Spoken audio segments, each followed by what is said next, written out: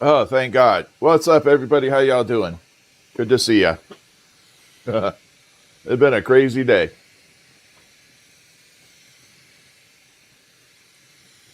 Welcome in, John. Who's on here? John, Philip, Chris, 5150, The Rural Report. What's happening? NC Prospectors.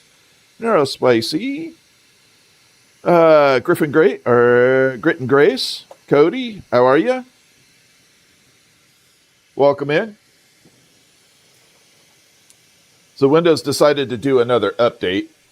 Yay.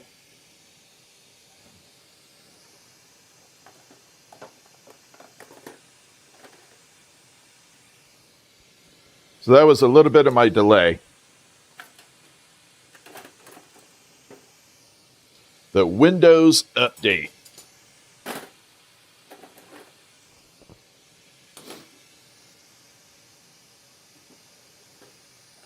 And I ended up cleaning my bench today, though. Hey, look at that. We made progress. Can I make a cardinal? I can. All you have to do is purchase it, and we'll make it on live. What's up, Dragonfly? Oh, Dragonfly, I have to take a photo of my... I forgot. Let me do that right now. Hold on, everybody. I forgot to do this for Dragonfly.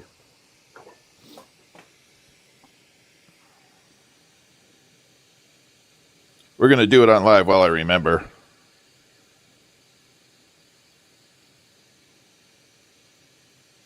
I'm so sorry. This is going to take me just a second, though. Dun, dun, dun, dun, dun, dun, dun, dun, dun, dun, dun, dun, dun. There we go.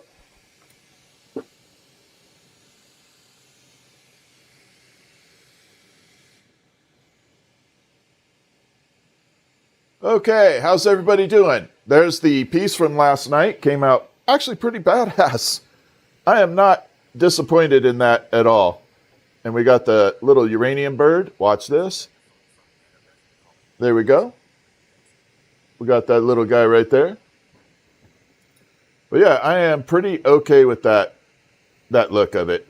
It looks freaking awesome. Actually, let me see if I can turn this a little bit. Maybe you guys can get a view of the amber purple wings without me burning my face off here. Then there's the flower. And we're going to turn it right about there. Okay, let's rock. So I'm going to do a small version of this, but in a different way. Hey, what's up? Dragonfly, Janae, Sandollar, how are you? Kevin's book, what's up, my friend? Kevin's book is in the house. Everybody's in the house. So tonight we're going to rock this with a IO star, beautiful color, iris, or damn it, I keep saying iris. We're going to do tulip. So I'm going to show you this color real quick before we get started. Well, maybe. Did my camera move? It sure shitting did. Anyway, there is the color. It's having a hell of a time showing up. But let me show you what this looks like when it's on its melty phase. Yeah, my camera moved. Hold on, I got to move this a little bit. There we go. That's better. So let me show you what this looks like once we get it super sparkly here. All right, there is the shiny version. Let's get it melty and show you what it looks like, and then you guys decide if you think it'll be awesome.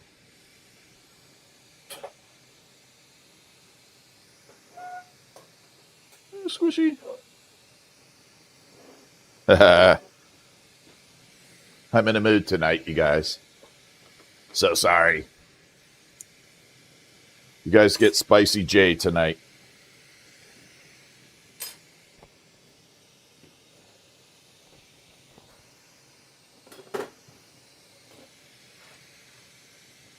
I know, it's Spicy J tonight.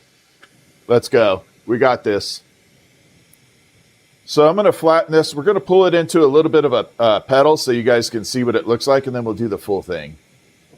What's up, Groves?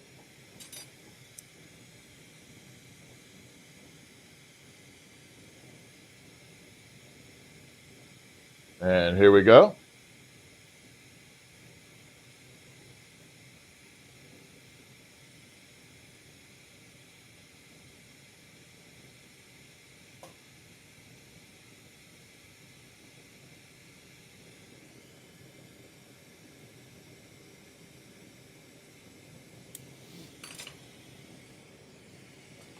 So this is a problem when I clean my bench. I don't have everything handy. So I'm just going to pull this into what will be kind of like a petal for it.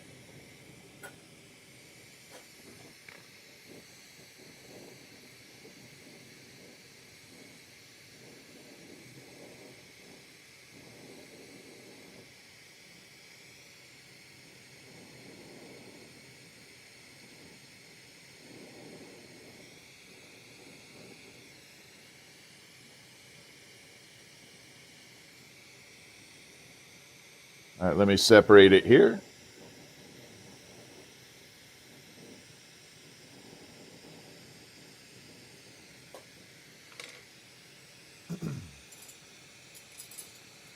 All right, let's pop this in. That side.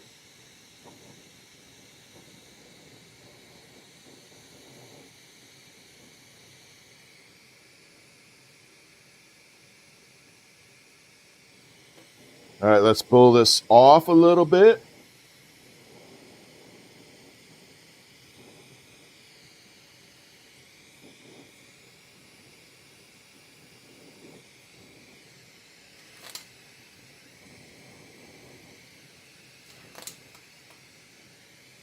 Are you amber purple by chance?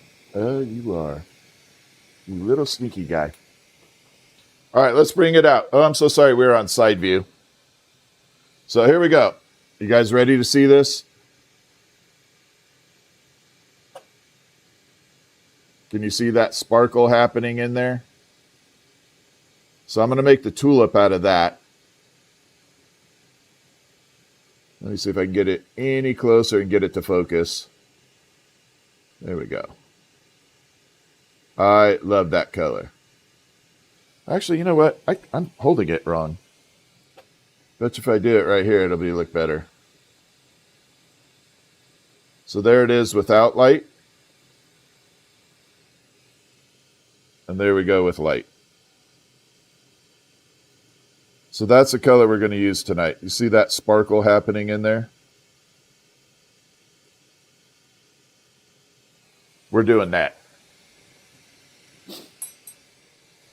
But we're building a mini sculpture. This is going to be a smaller version. That is called IO Star. It is one of my favorite colors ever made by North Star. Actually, Troutman. It's not really North Star. Now it is, but Troutman Art Glass. We got plenty of it. So let's build the tulip first. I'm thinking about doing a bee. I'm not sure. I'm thinking we'll do it maybe in a bee shape with a bee instead of something else. Okay, got that. Pop it off. Yeah, I'm thinking a bee might be kind of cool. It'll be beautiful. Bee.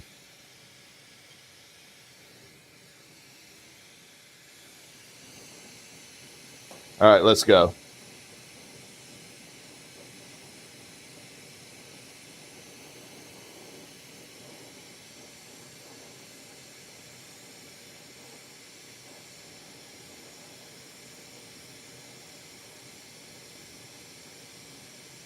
Gonna bring this right in. So sorry about that. I'm already having allergy affecting my voice.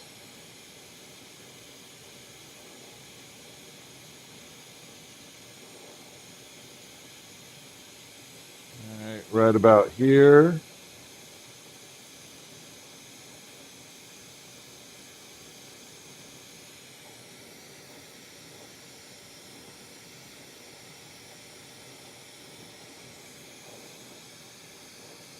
All right. I'm so sorry about clearing my throat there. I sincerely apologize.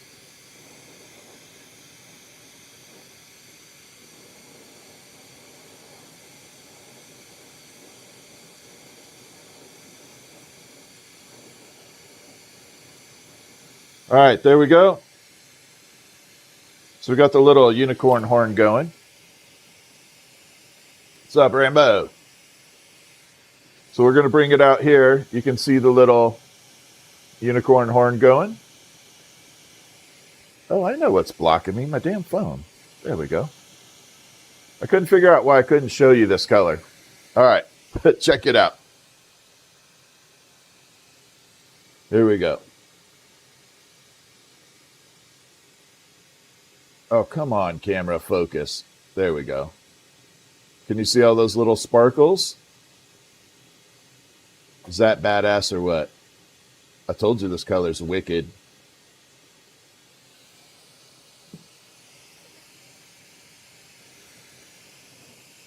L to the B's in the house. How you doing, L to the B? Thank you for all the gifts. I appreciate you so much. All right, let's pop this in a little bit. There we go.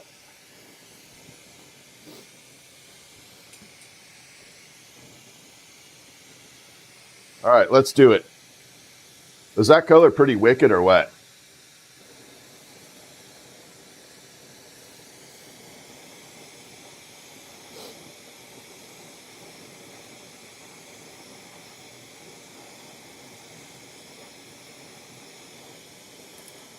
Okay, so we're going to do, yeah.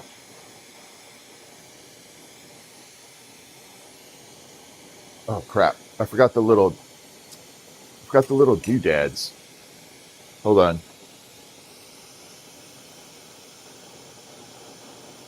The little seed pods.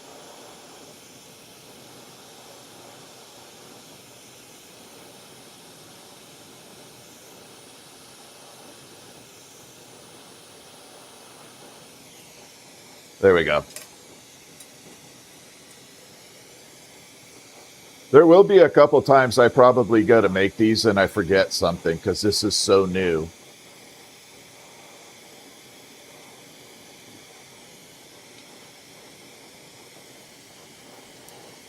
All right, let's go.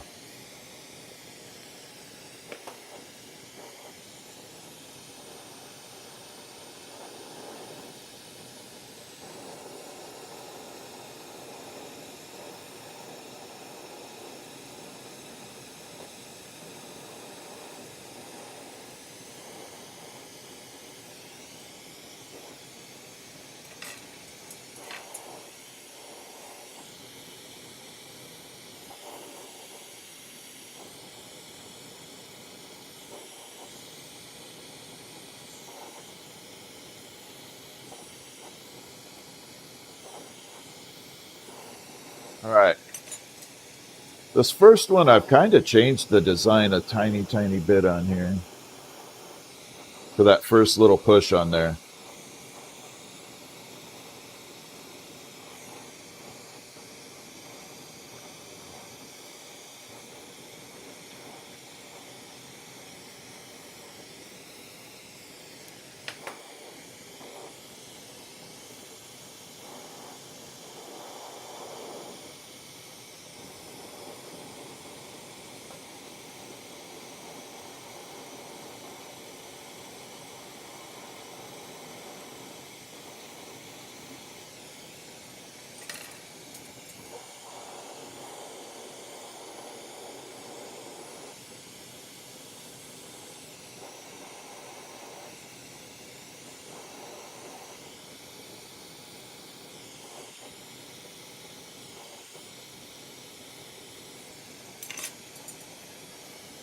Oh, I like this.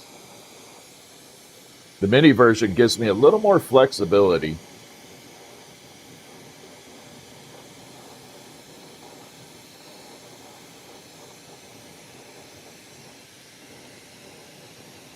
Here we go.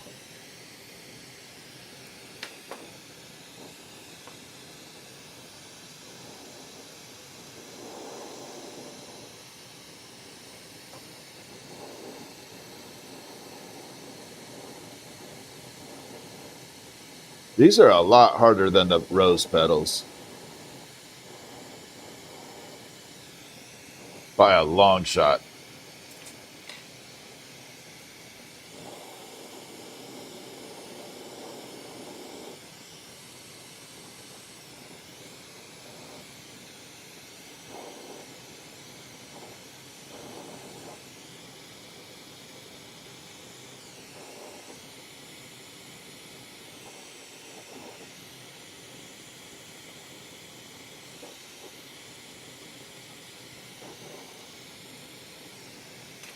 And pull that down a little.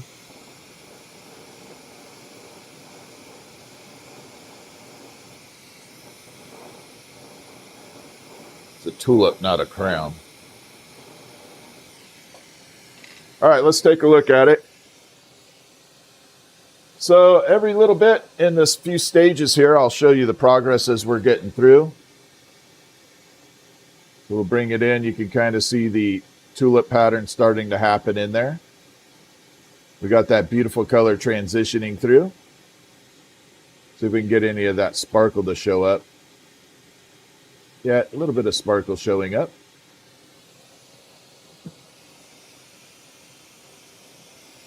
All right, next step, let's rock it. So these are the big boys. This is where we make it or break it. We're making a tulip sculpture. This one's going to be a smaller, short and stout, kind of like a little teacup. On a little teacup, short and stout. Get it?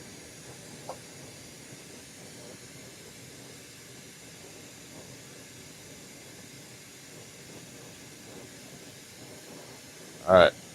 Next, petal.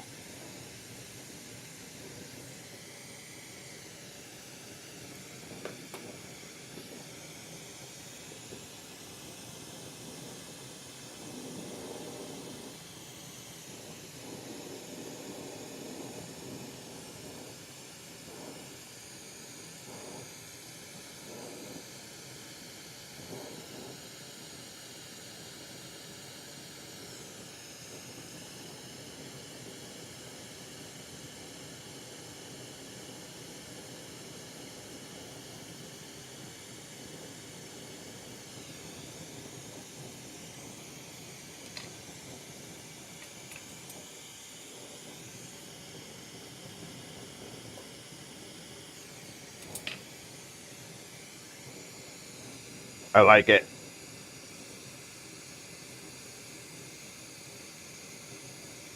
Okay, 2 more petals, and we'll get this one detached a little. Well, actually, we'll leave it on the rod. We're going to build the sculpture for it. So what do you guys think? Bumblebee, dragonfly, or dove, or hummingbird? 4 choices. Dragonfly, bumblebee, hummingbird, or dove. You guys vote now while I'm doing this. And then mods, if you wouldn't mind kind of keeping track of the polls a little bit. And let me know how it goes.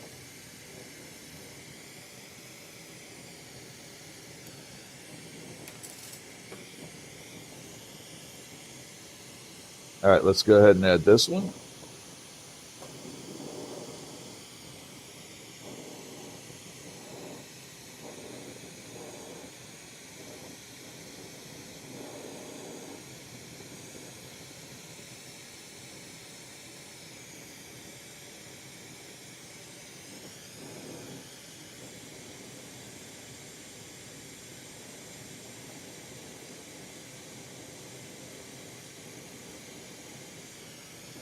I look like I'm so focused there. I really don't mean to look like that.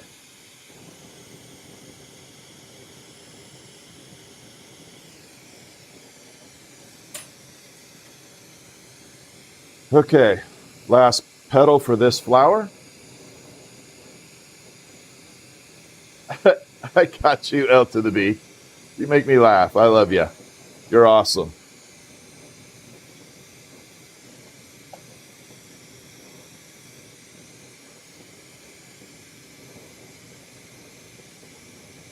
Okay, let's get this petal on.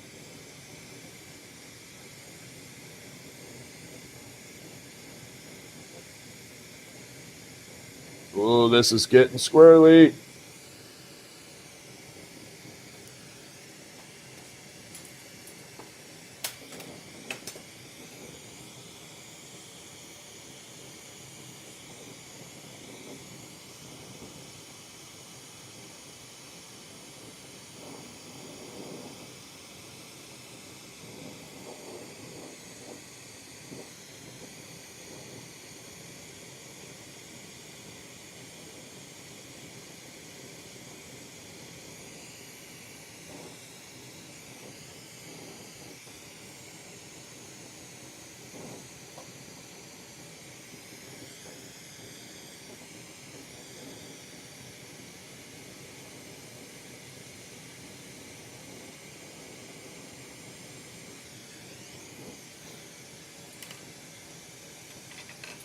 Okay, let me bring this in.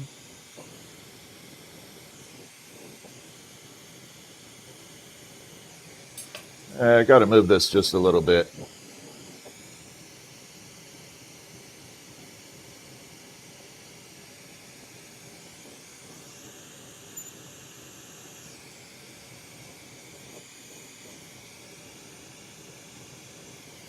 I got to move this one too. If possible, it's going to crack.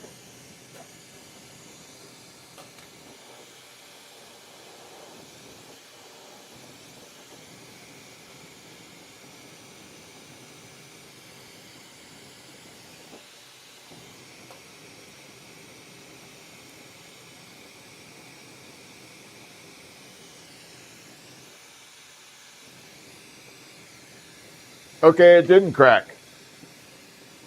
All right, Grove says Dragonfly won. What did we get on YouTube? Dragonfly says B1. Okay. Well, Poopy here. Guess we'll have to do a bee and a dragonfly then.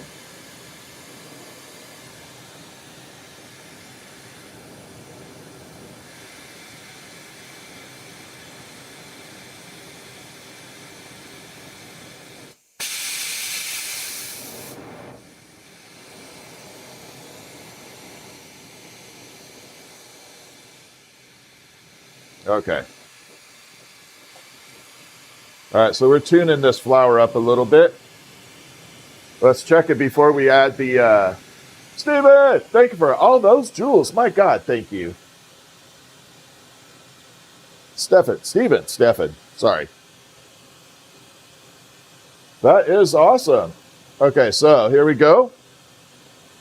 You guys ready to see this amazing little flower?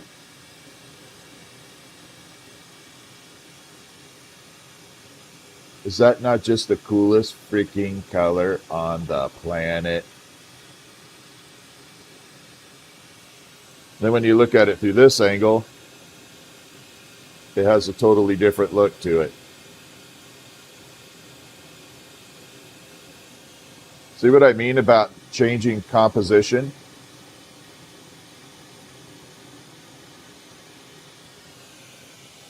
All right, so we're going to do the borax trick on it. This is one of those colors you can actually do the borax with it in its raw form and get it to look pretty amazing.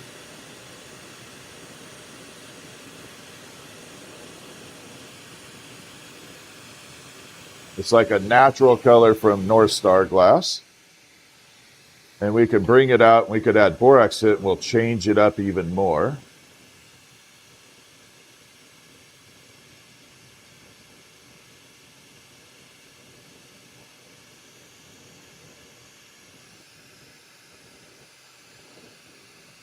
Woo!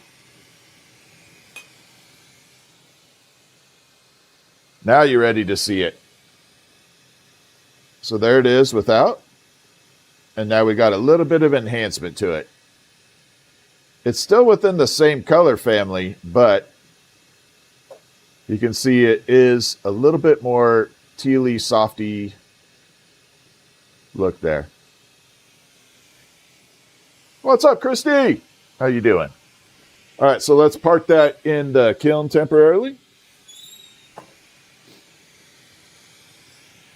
So we got to do a bumblebee and a dragonfly. So we're going to do the bumblebee first. Get this guy all done. I'm going to do bumblebee a little bit unique tonight.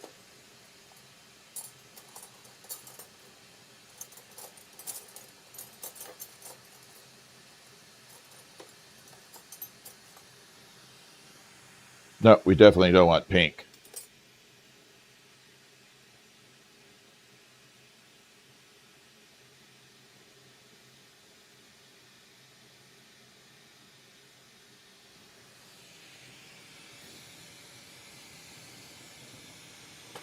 So let's make a little bumblebee here.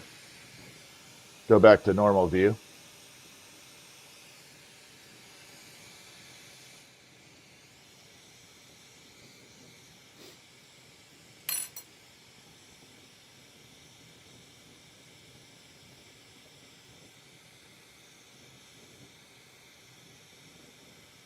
Okay, got to separate that.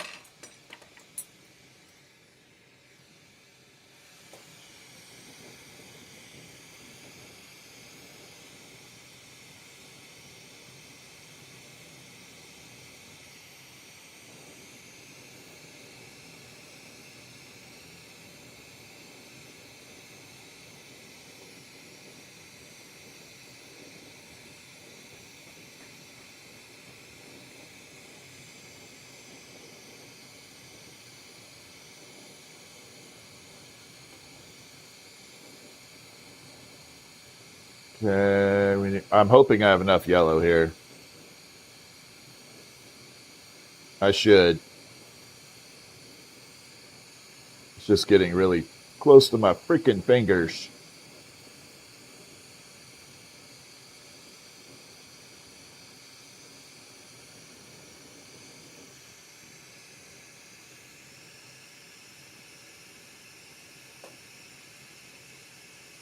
Yeah, that's as close as I can get.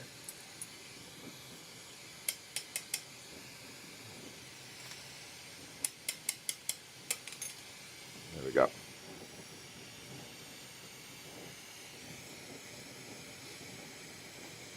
So we're building the body for the bumblebee real quick, and then we'll add the black stripes onto it. Put the wings, the head, the eyeballs, and all that fun stuff to it. Little antennae. Yeah, there's a little bad spot right there. Uh-oh. Well, shoot. Where'd you go?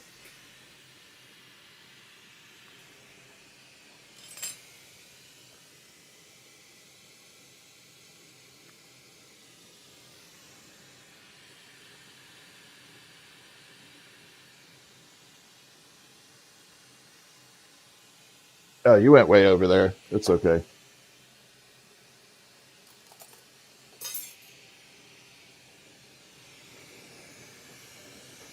Fell on the concrete. It's all good.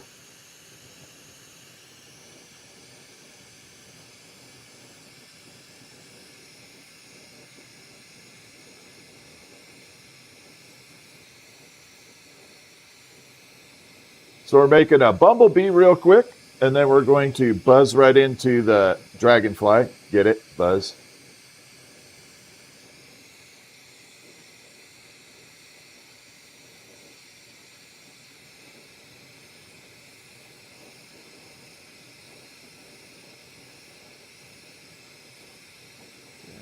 Get that in there.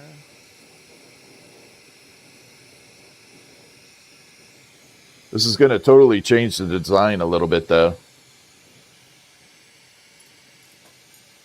My original plan, but that's okay.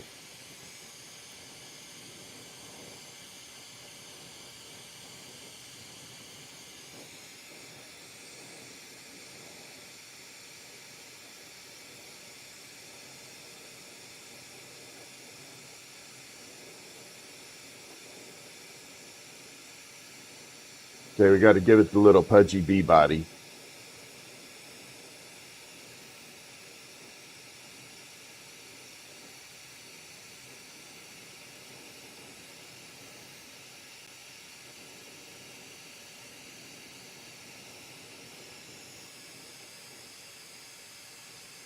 Nice and easy, just like that.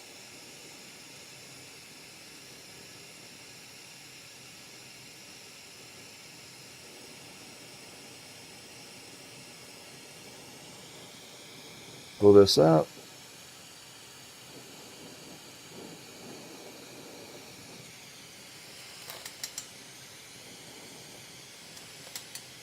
Isn't it amazing how much how long that rod was just to make that little blobby?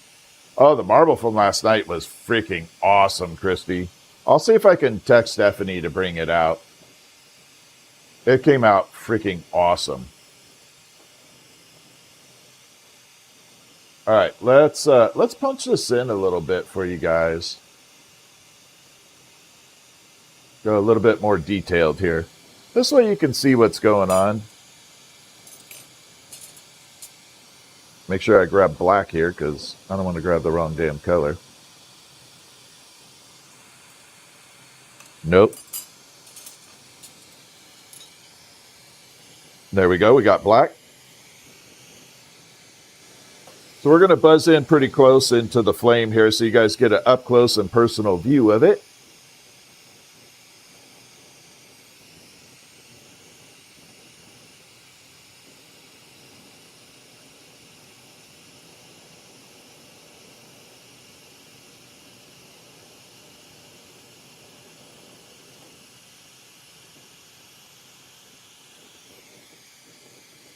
All right, there we go. What's up, Miss V? How you doing? Good to see you. All right, let's go to side view real quick. So that is how we add the little bumblebee stripes. Now we have to meld them in there. Well, this camera's just having a hell of a time picking up that view. Focus. There we go. So we'll meld all that in for the bumblebee. Now that color, it always appears to be orange until it cools off, and then it goes to yellow again.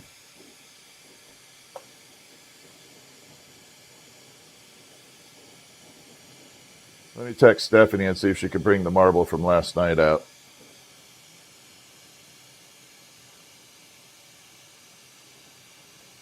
I'm multitasking.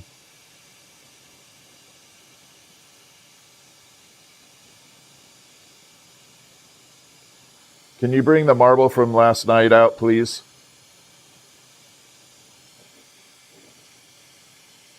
All right, there we go. Yeah, we're definitely going B.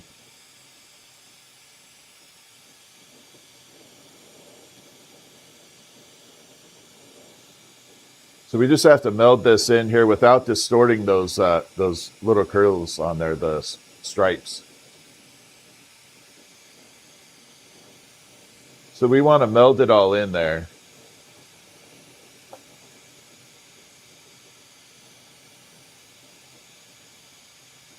I have something really cool for the wings too. Wait till you see what we do with wings. It's going to be pretty epic.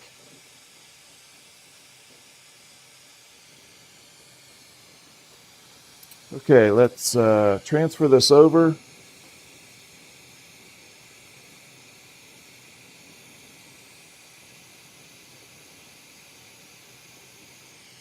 Got to meld this section in now.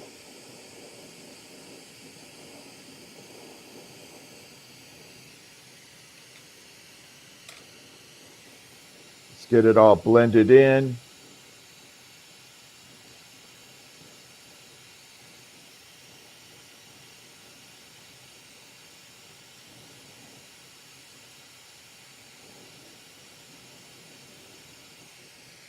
All right, so now we got little bee body going. We're going to pop the head on here.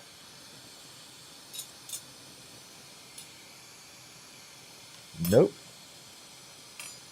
I really thought I brought more onyx out here. Okay. So let's get the bumblebee head on.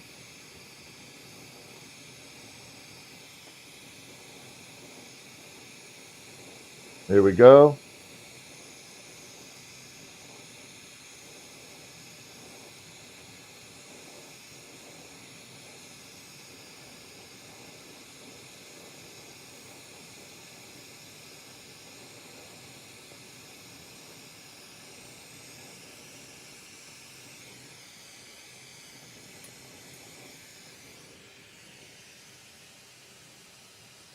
And there is the white that I want. There we go.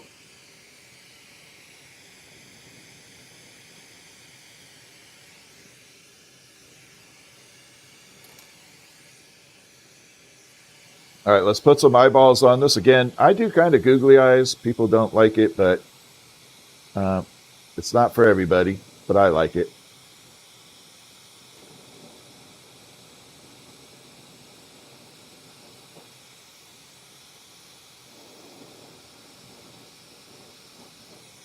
There we go.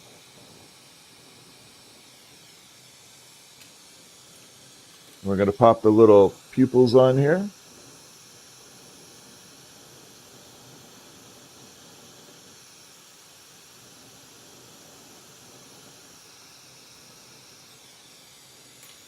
Okay, got eyeballs on.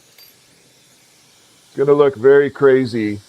I have done ladybugs, very rare. Okay, so we got the bee started. We're getting there. Now we got to do the antennae. What's up, Bayo? How are you? Ooh, ouch.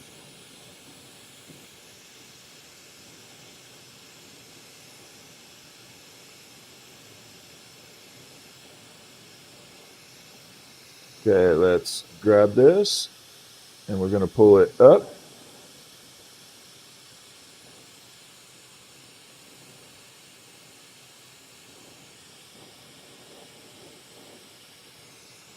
Antenna number 1.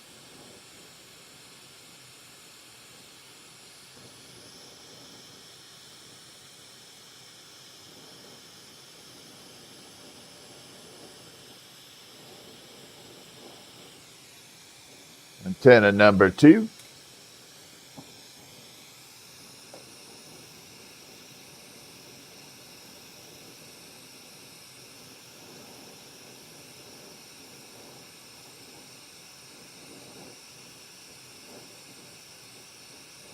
Make that there.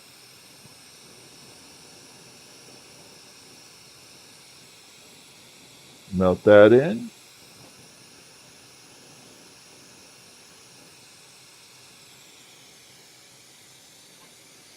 Sorry, this is taking a while. But you know what? We're having fun. All right, so we got the bee started. Let me bring it in here. You can definitely see the yellow starting to come in. Now we're going to do something really special for the wings. But I need to grab it.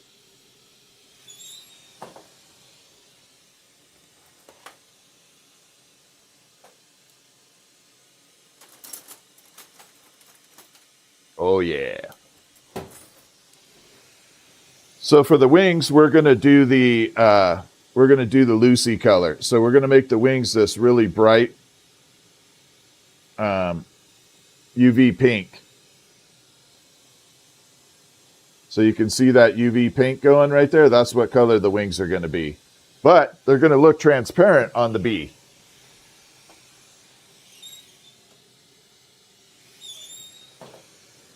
So they will be really cool. An understated little hidden treasure here.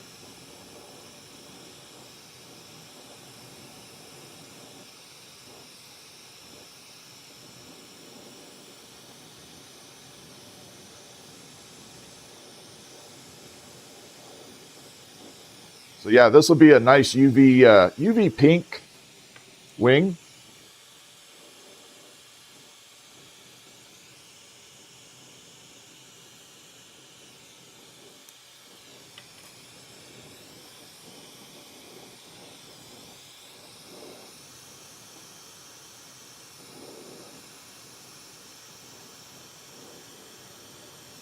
Going to give it a little bit of a pointer right there.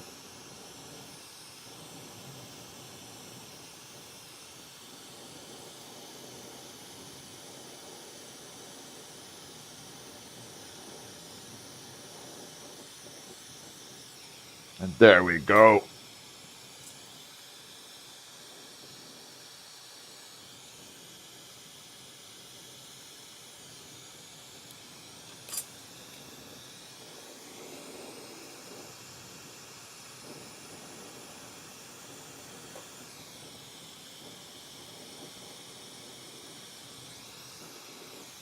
Got to pull this wing a little bit different right here.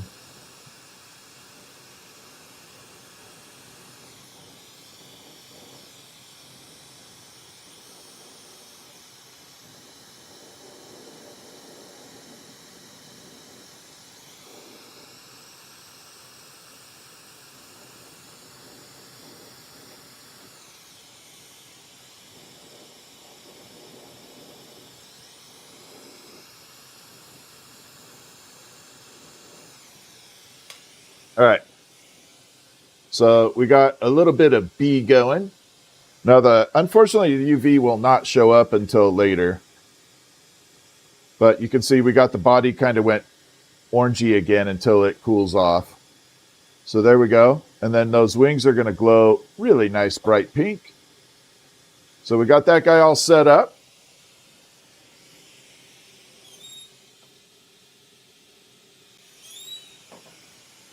And now we have to make the, we're going to have to bring in the, whatchamacallit, the dragonfly. We got to make that.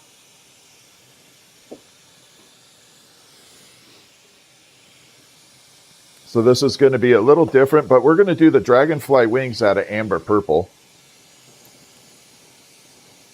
So we're going to give it a nice sparkle or nice coloring. So we're going to make the wings first, and then we will start making the body. Excuse me. I'm getting hiccups.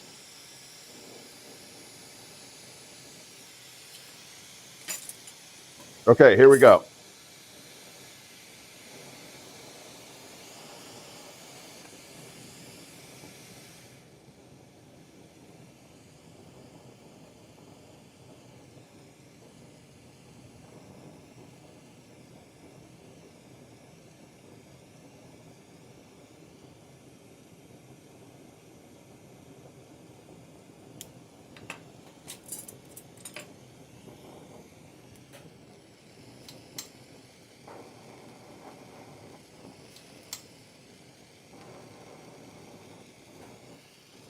So I'll show you what this wing number one's going to look like.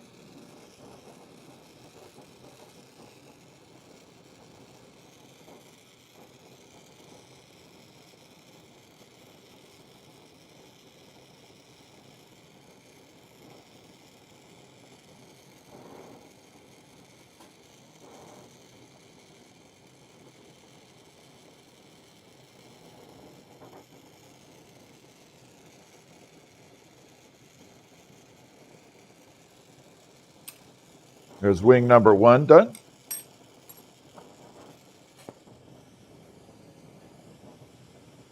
Okay, so for the dragonfly body, should we do uranium? We could do uranium dragonfly body. Or I'm trying to think what else we got going. We could do cobalt blue, all kinds of stuff, but uranium might be kind of cool. Bayo, thank you for doing the gift membership. Thank you so much.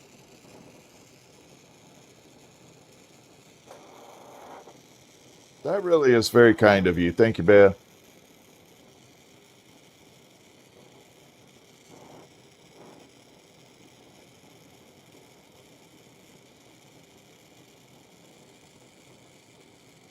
By the way, when you're setting your studio up, if you get stuck on a question, don't hesitate to ask, okay? I'd rather you be safe than and ask me a question and be safe. I forgot to put that out there a couple days ago. I meant to say that.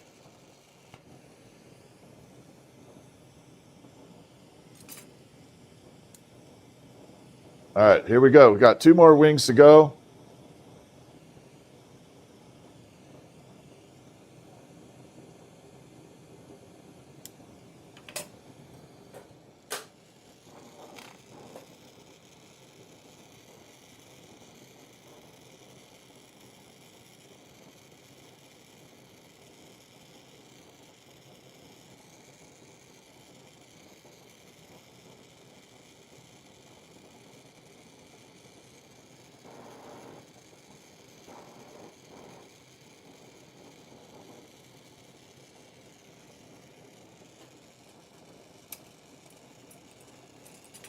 And 1 more.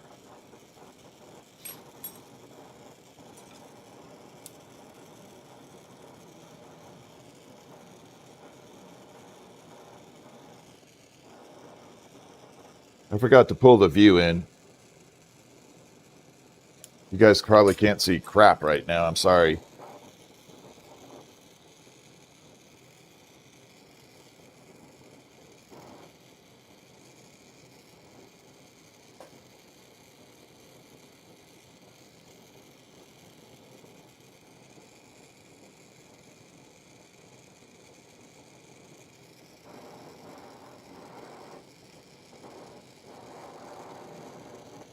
Especially when I'm working micro.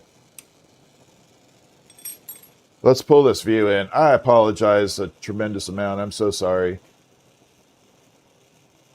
Let's bring it way in. There we go.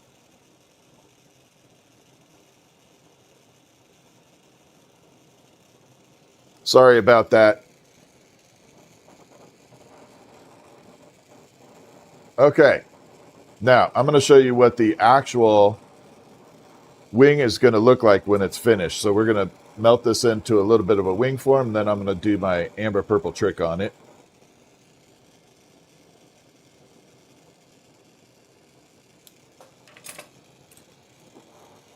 And it'll be a nice backup in case I break a wing.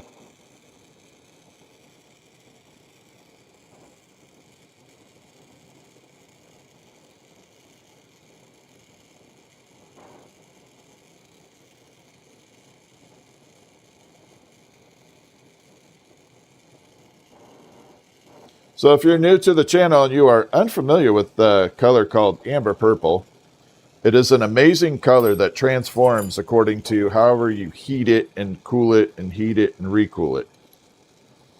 You're about to experience that. So if you've got 2 minutes, it's worth it to hang around and see this. So right now you're going to see this in its clear state. Okay. Come on, camera, focus. I don't know what's up with the camera. I think something got messed up on my settings here. Anyway, there it is in clear. Clear-ish. So we're going to take that and we're going to reheat it now. Just a little bit. I don't want to remelt it. I just want to warm it up.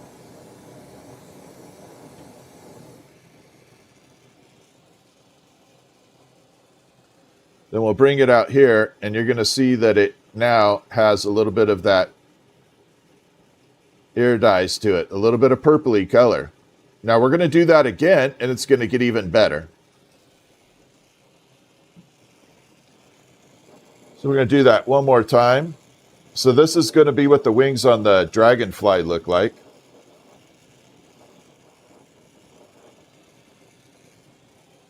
Yeah, this is a really amazing process on this one.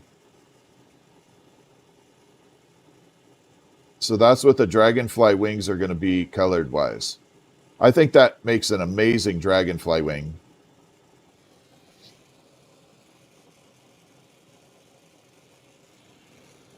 Personally, I think it looks good that way. Yeah, it's kind of fun. I'm going to have to... So there was a Windows update, and everything on my whole stream gets messed up on a Windows update. I'm really debating on switching everything to my Mac Studio. I really am. It's starting to really make me angry when that happens. All right, let's do the dragonfly body. We're going to grab some uranium. Way over here.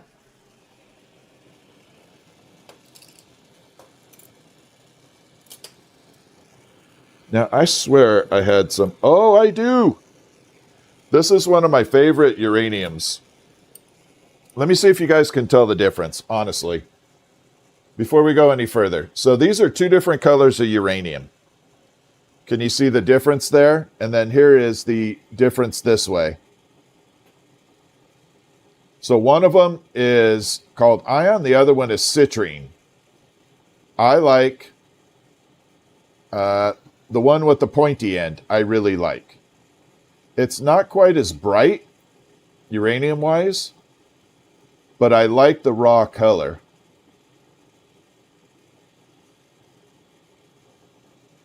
Like I said, it's not quite as bright on the uranium, but I think the raw color is absolutely beautiful.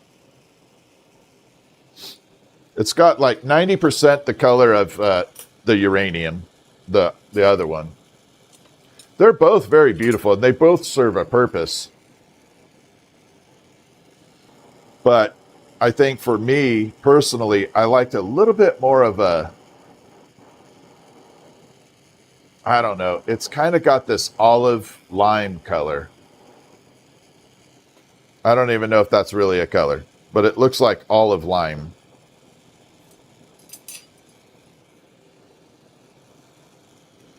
Okay, let's grab a little bit of here. We're going to coat the slime in uranium. What's up, Jen?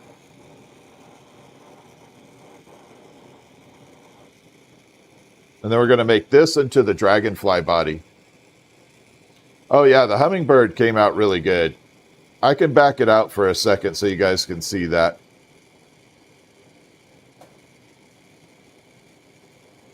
Yeah, let's back it out while I'm doing... This part's pretty boring. We'll back it out for just a minute. There's the hummingbird. I'm waiting to see if Stephanie can bring the marble out.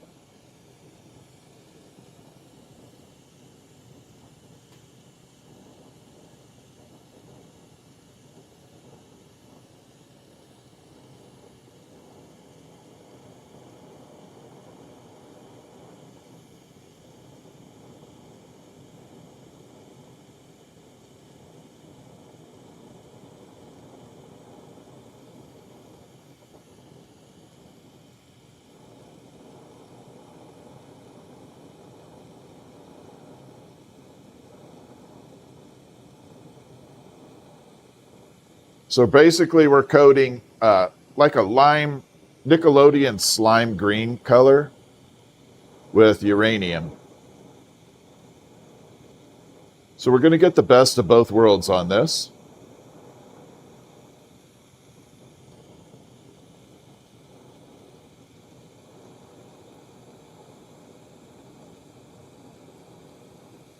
Going to get that really nice uranium glow, but we're going to have a little bit of like a cool green color to it.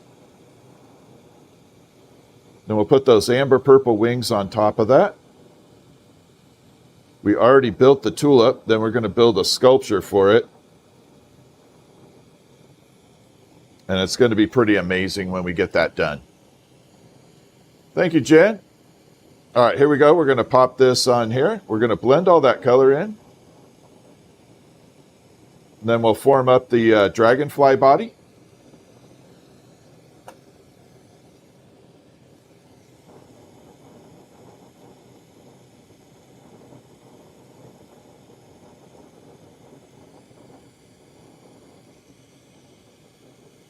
And see how it looks from there.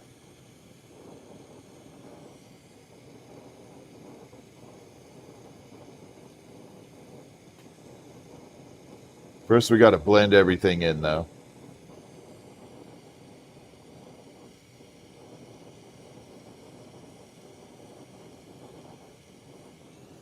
Along those wings, okay.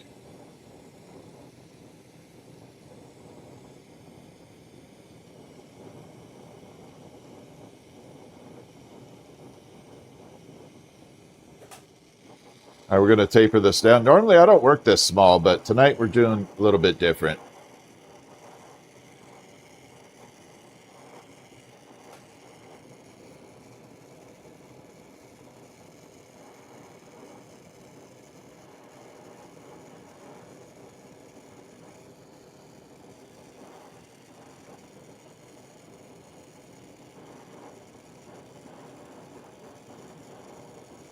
All right, we're going to separate this. Let's build the body real quick.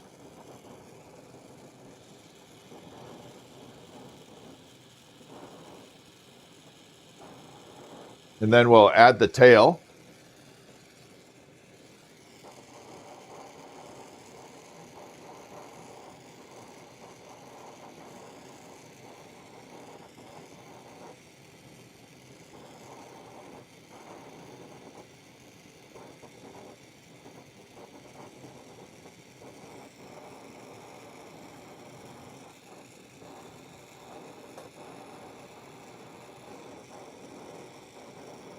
We're going to make the whole head of the dragonfly out of uranium just by itself. Give it a little bit of a different coloration here. Because once we add on the eyeballs and everything else, it changes it back up.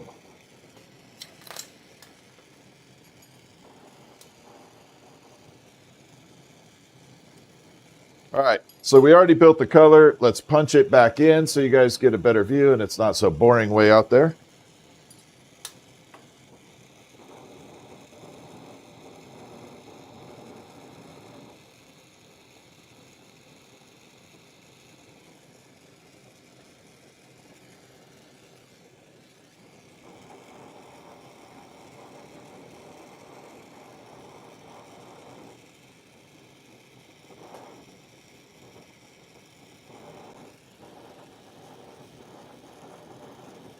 Okay.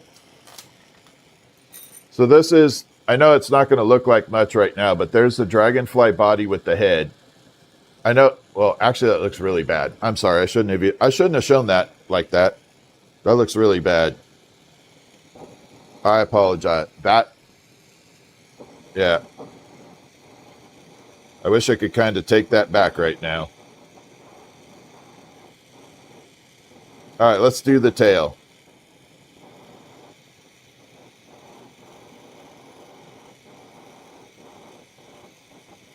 So the tail, I always think dragonflies have a little tail that has these little bumps in there.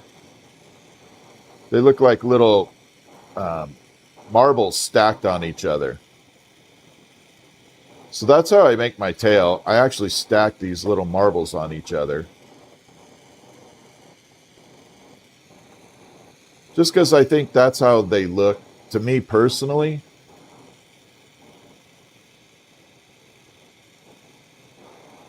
I see a lot of people that do these like without adding the character in there, and that's fine.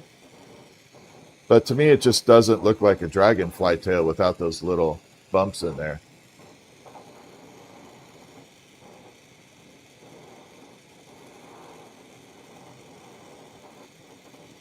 So one bug, I know they don't sting, but I always thought dragonflies had like a stinger on them that would hurt you when I was young because of this wicked tail.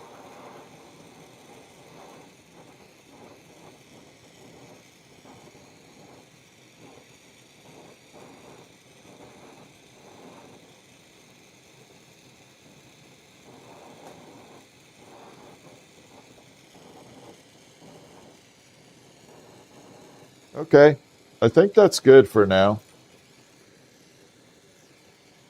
I can change it up a little. So we added those little bumps on there for the dragonfly tail. There we got the section going there. Let's go ahead and start adding the wings on. The body's way too long. I do have to cut it off a little. It is very disproportionate at the moment.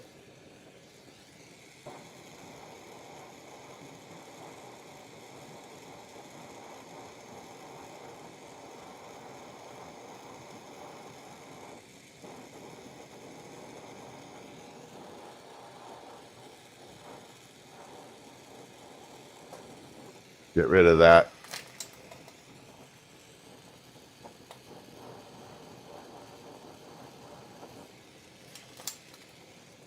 Let's move this out of the way before I bump it too hard. All right, we're going to add a dragonfly head on here real quick.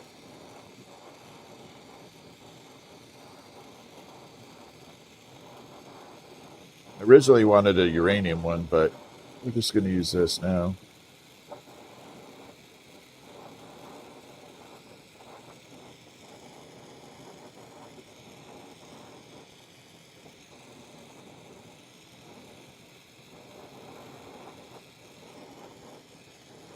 Okay, we're good. Let's add the wings. This is what makes it or breaks it. Line these up.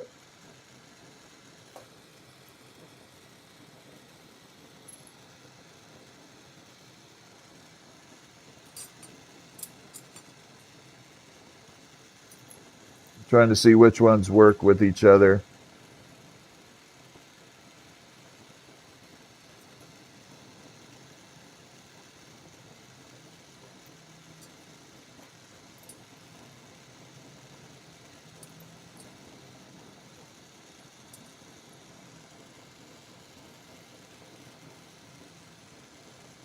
All right, got it.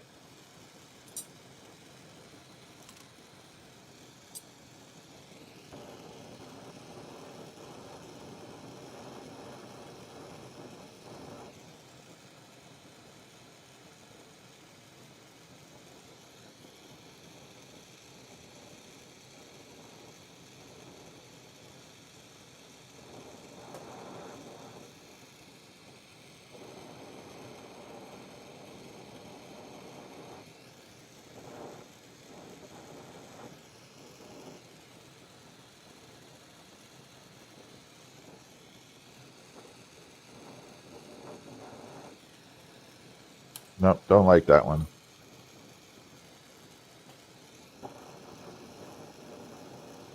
Glad I made the extra backup.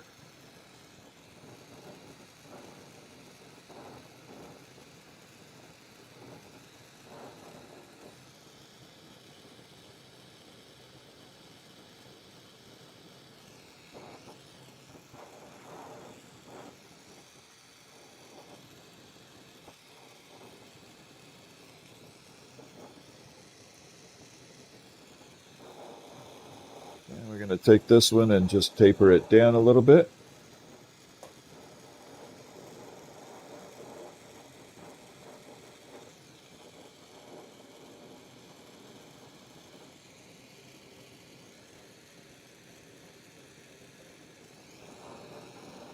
All right. So we got half of it done. So we got 2 wings on. Let's get the other 2 on.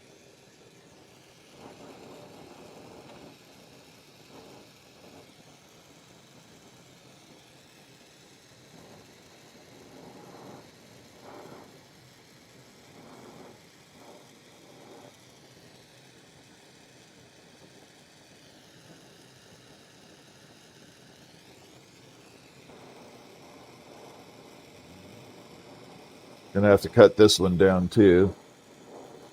See, the thing is on these wings, if you make them too big, you can always cut them down. But if you make them too small, they're just that, small. So if given the opportunity, you want to make them a little bit bigger.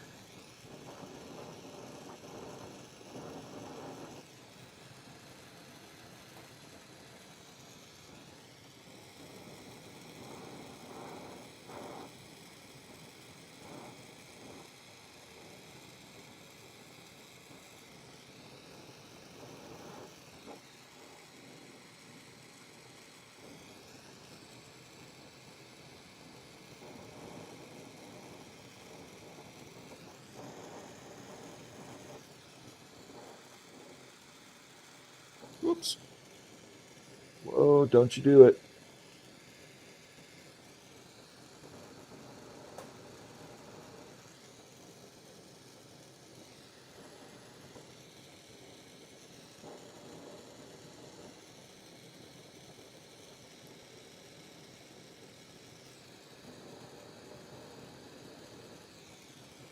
All right. Now we just balance it out a little.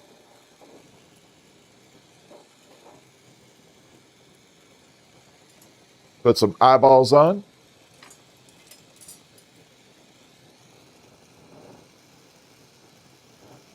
Actually, I'm not going to do white on there. I think it'll look good with just black. Don't need that.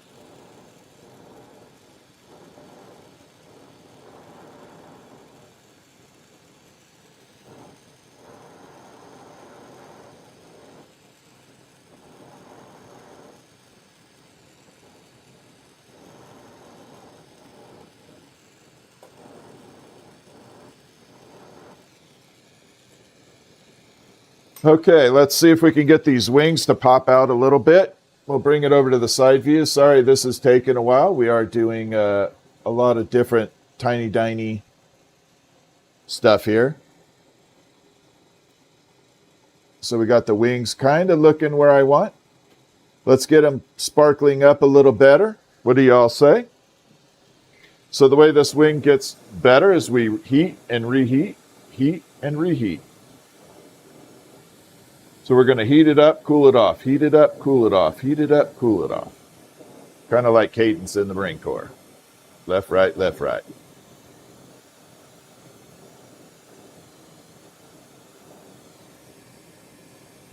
All right, let's take a look. Be prepared to see awesome now. All right, let me line it up. Look at that. We're getting those beautiful wings going. We're going to do it one more time here.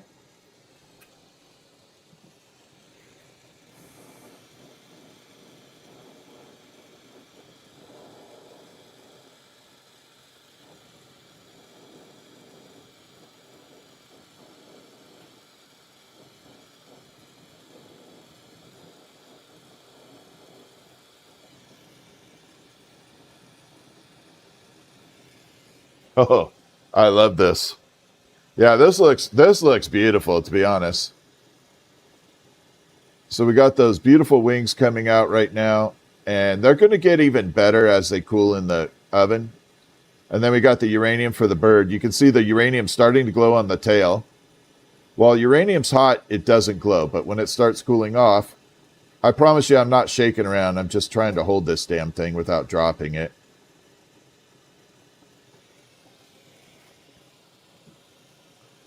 Okay, so there we are. We got birds. Thank you, Miss V. L to the B, thank you so much.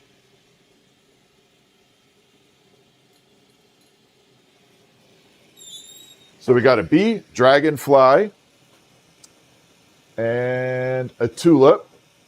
Let's put it into a sculpture.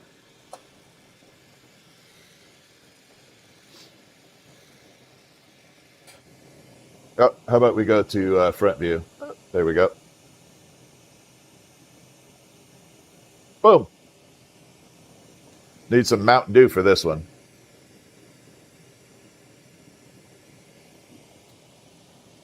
Yeah, I absolutely sell my items, but a lot of times they get sold like really fast. So there's the one from yesterday. I love this little tulip piece. Then we got the burnt. Now check out the uranium on that. It's all glowy. I'm going to show you guys this. Maybe it'll pick it up. I don't know.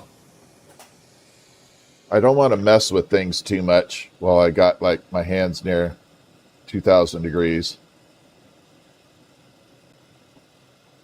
I'll just bring it out. Oh, crap. Let's go to side view. What the hell?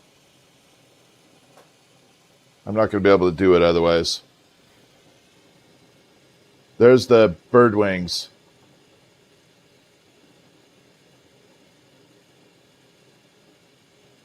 So that's what I was saying with those bird wings. They look really amazing.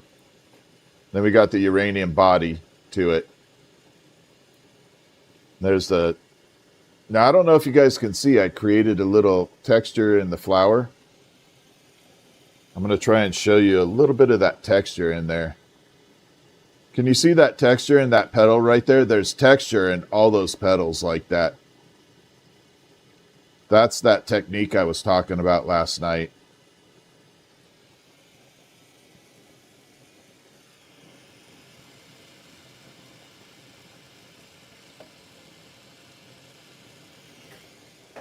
Yeah, that's that kind of like I said, natural kind of texture through that.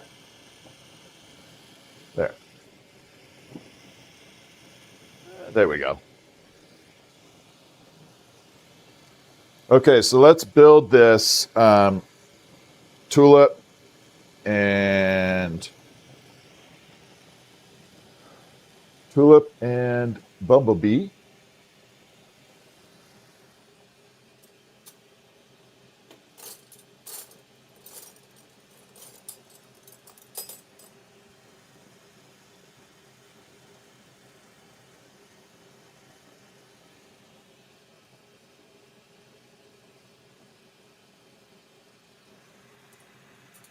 I'm just finding colors real quick. Sorry, you guys.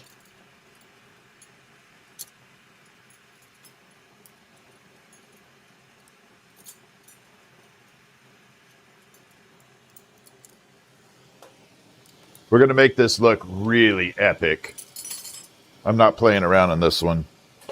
We spent all that time making those items.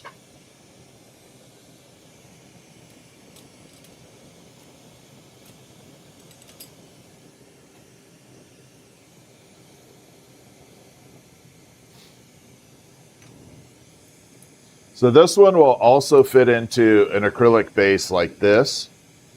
I'm starting to use the acrylic bases a lot. One, it makes it super easy to ship them. And they look really good because you can have a light base underneath it. Very stable. And then you can light them all up. Otherwise, they're a little limited on what you can do with that.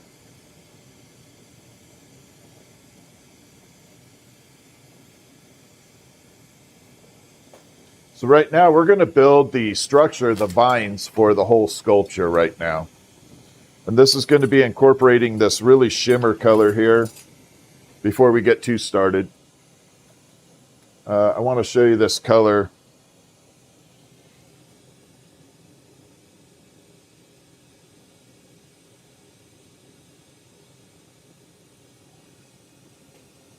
So we're going to use this really shimmery bluish color.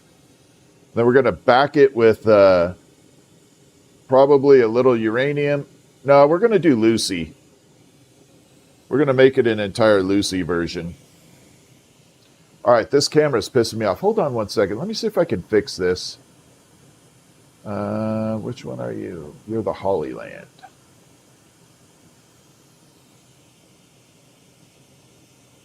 Okay, one sec. I'm going to see if I can fix this camera real quick.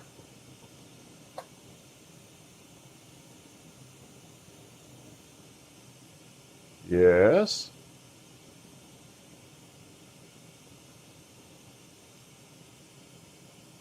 Okay, bring it down.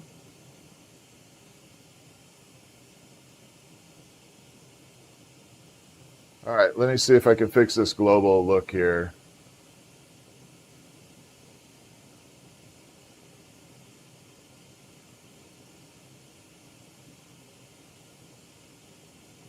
No.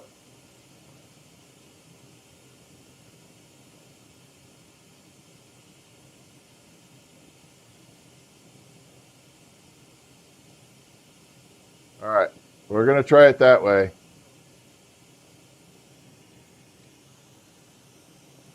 Let's see if that focus worked any better. It did not.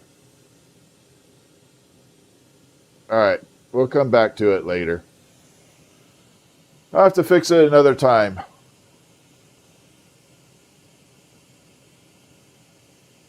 Okay, let's go back to front view. Let's build this thing. Oh, I need to grab Lucy.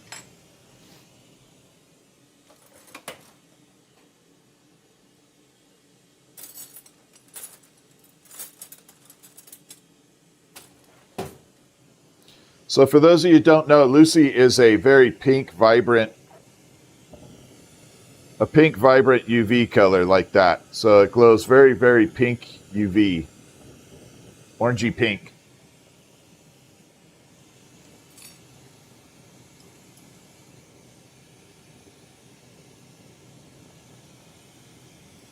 but it only shows up in certain aspects.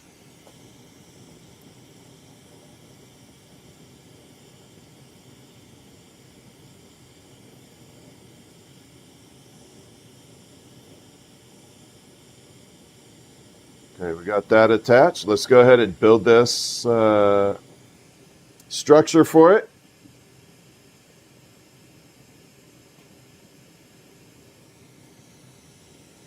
I'm kind of excited to see what this one looks like.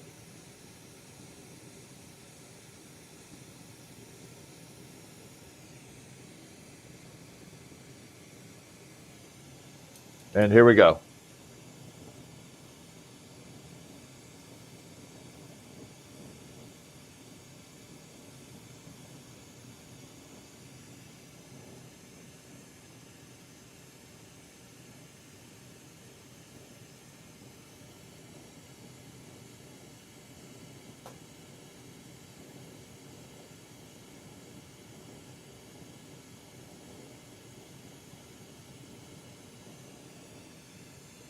Christy, thank you for the Star Rider, by the way.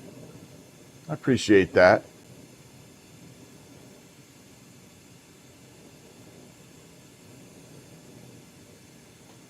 Okay, let's go for this thing. I probably should have kicked on the big flame.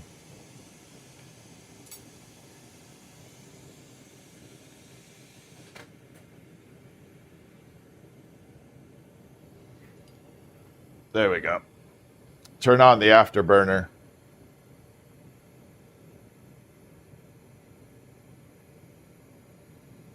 I need a suntan anyway.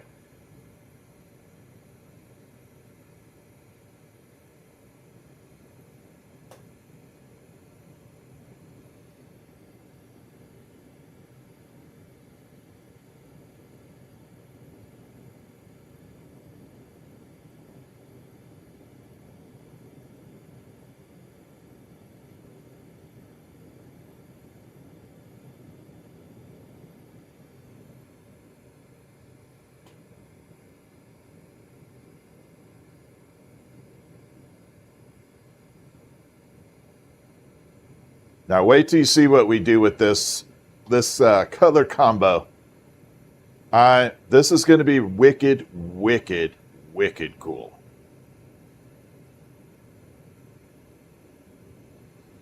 You know, in fact, the structure that everything's going to get attached to might be the best part about this. We'll see.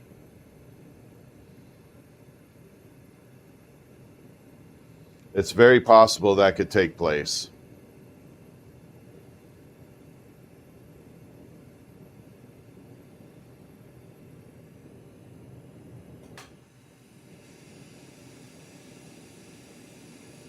Because again, we're going to have that Lucy on there.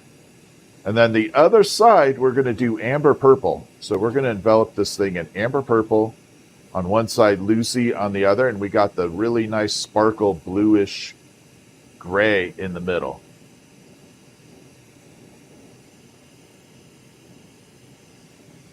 And then that'll be the whole vine section. So that's what the whole thing is going to look like with the vines that everything's attached to. All right, I just lost my Lucy. There you are. Right there. So let's go ahead and attach that real quick and get it fused on.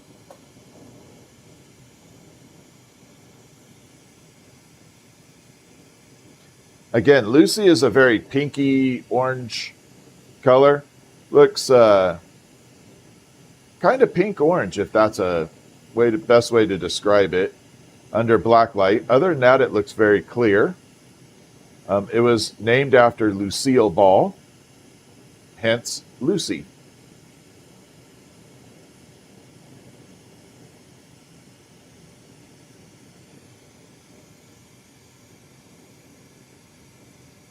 Okay, there we go. Get this all fused on here really nice. Get it built up.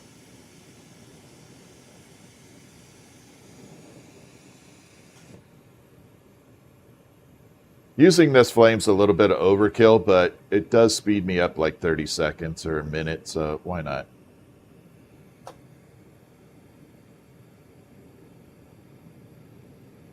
Why not, right?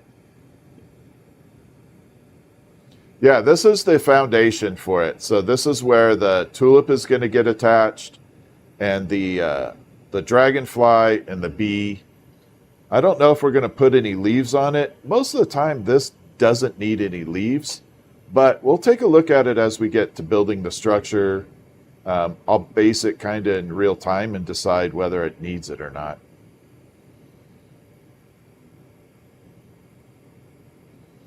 This is one of those projects that I've never done before, so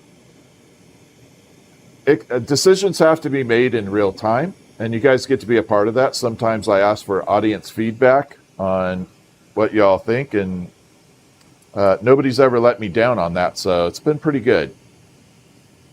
So far, everybody's feedback has been pretty good.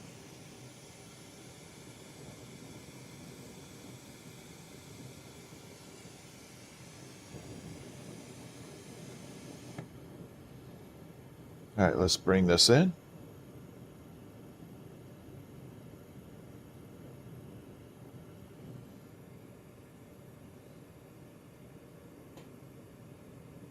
And we're going to just melt all this together.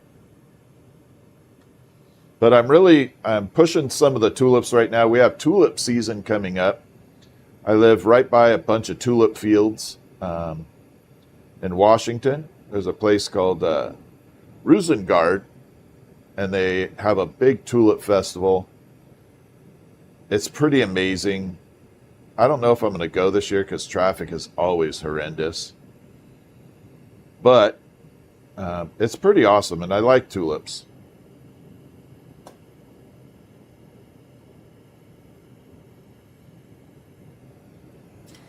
All right, we got that on there. We're going to fuse this in. I'm going to grab my other marble mold.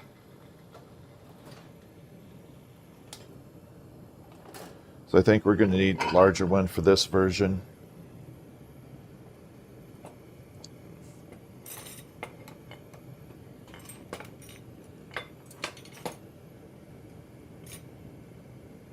All right, that should be good. So yeah, we definitely live by tulip field. And it's pretty neat. I wasn't too excited the first time I went. I was like, okay, we're going to go see a bunch of flowers, okay. And the way they do the display, it's pretty amazing. Very cool. Been wanting to learn more about this. Have it years back, started my... Oh, okay. So I am going to be putting together, Gandhi, a entire school program with the school app, SKOOL, school.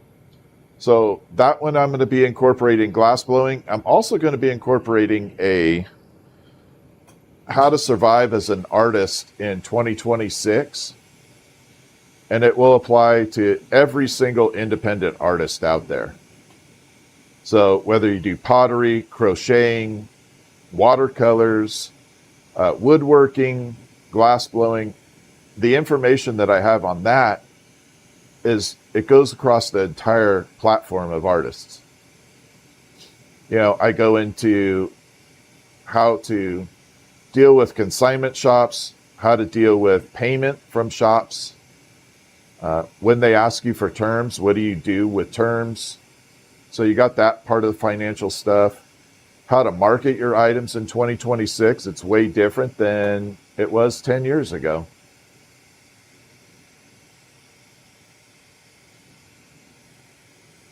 So we're going to be incorporating that for sure.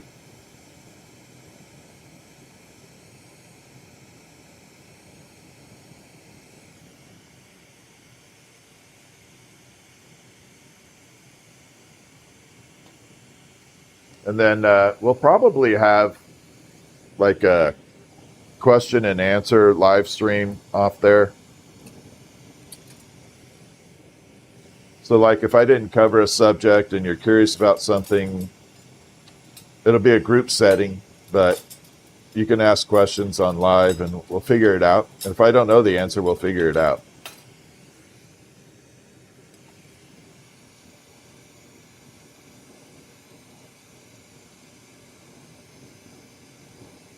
But I can tell you, as an independent artist, you can definitely get ripped off from people. And not customers, like everyday customers. I'm talking galleries and places.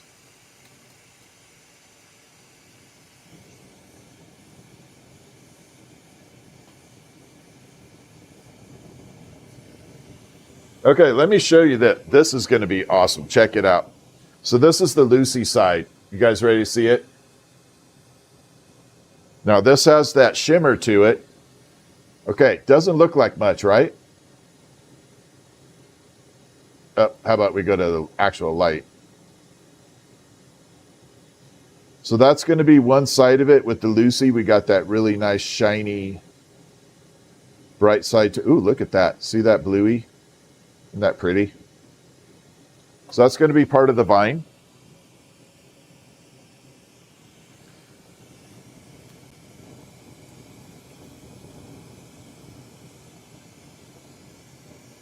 Okay, then we're going to punty up and put the amber purple on the other side.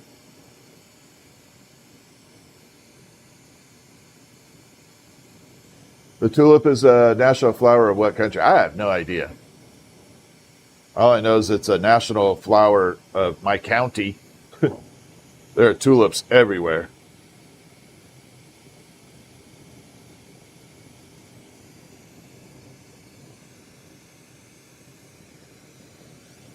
Which, if you're ever in Washington and you want to see a really nice tulip display, the area I'm talking about, it's about 20 miles from me. No, it's not even 20 miles.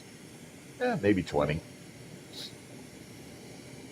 It's a beautiful place to go visit. And the town's really pretty awesome to go to as well.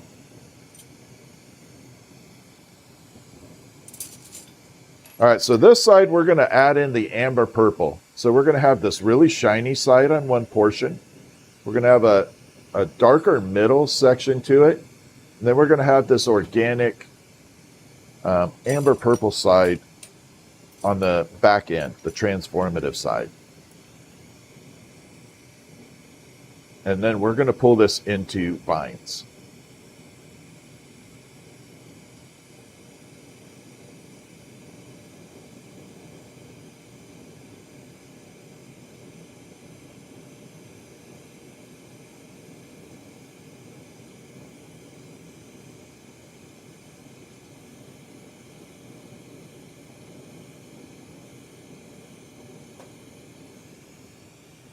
All right, I can already tell I'm going to have to attach an extension on here.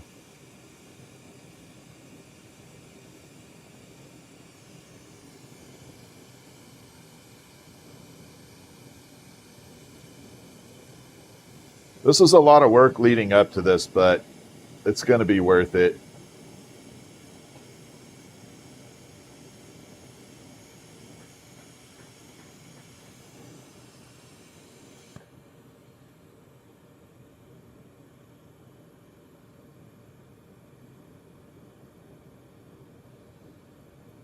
All right.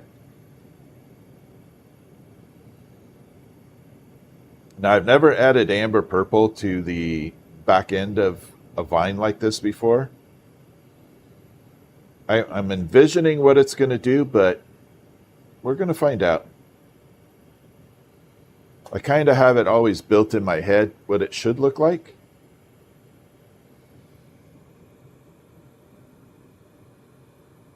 But that can definitely change according to what the color does against another color, like I'm doing right now. It can definitely change the perspective.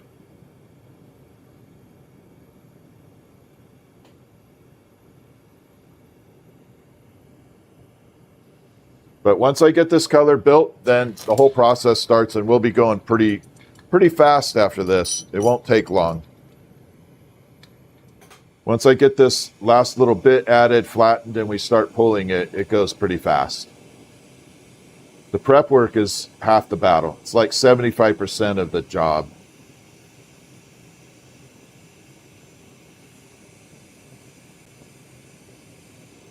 And Anyway, how you guys doing? How was your Valentine's Day? Hope everybody had a good one. Whether you had a Valentine or not, I hope it was fantastic for you.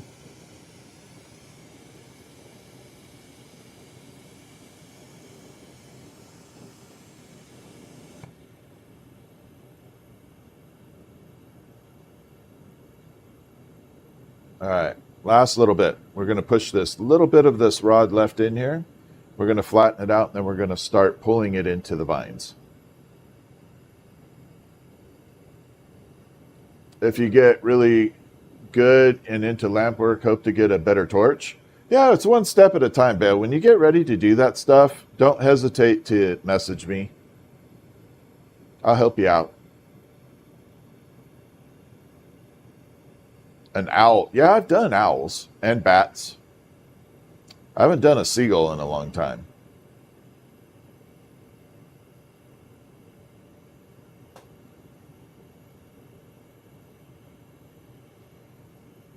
Okay, so last little bit here.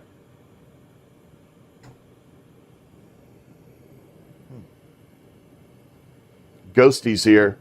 Did you guys hear that door? The ghost just shut my door. So if you're new to my live stream, I am not joking. I really do have a studio ghost. Many people that have been following me for a very long time will confirm that. Some people have even seen the little shadow running across my screen. It's not a bad one, though. It doesn't do anything nefarious. It's not like dangerous. I'm not scared of it.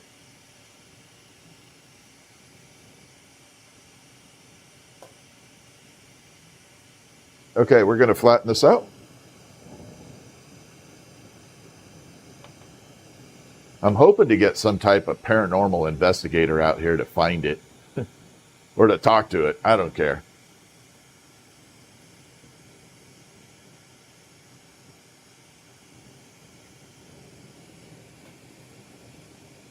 Okay, so what we have built here is we built this little UFO shape. I'm going to bring over to the side camera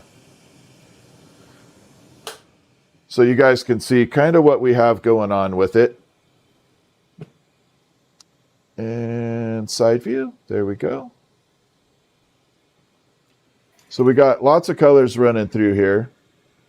So that is the amber purple side. Now it's not going to look like much right now, but later that color is going to be pretty amazing. Then we got the dark middle, and then the back end. I'm hoping to kind of show you that little shimmer back there. So it's very shiny, sparkly like that. And that's going to have a pink UV glow to it.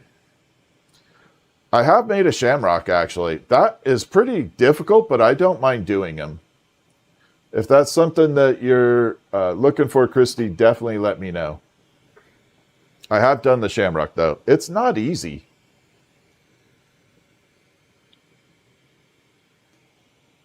Sorry, I needed my Mountain Dew. But it did get a little easier when I figured out a shamrock is basically a bunch of little hearts.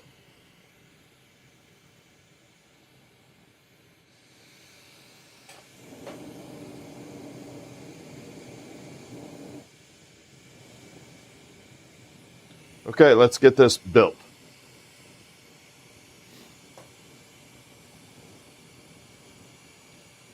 Yeah, if you break the shamrock down, it's got like 4 little hearts to it. Oh, absolutely, Christy. I can do some cool. We can make a little shamrock pen, maybe. Or something unique. I do actually have some cool Irish... they're called bacon logos, but it's like a bacon ceramic adhesive that you have to fire in the kiln. But I have some Irish-themed ones of that.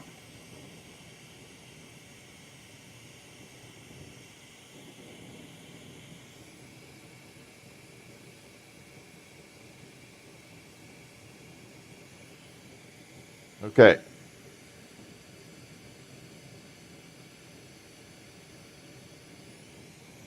Then we're going to tap it and break that off.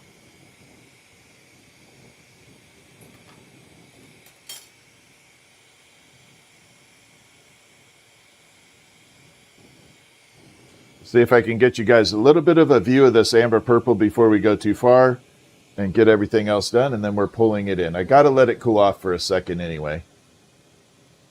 So there is one of the colors. There's the amber purple on there. I told you it'd look really cool when it changed. Then there's the shimmer. That's that punty mark we'll get rid of. And then there's the amber purple again. So we're going to have those two colors running through the whole vine.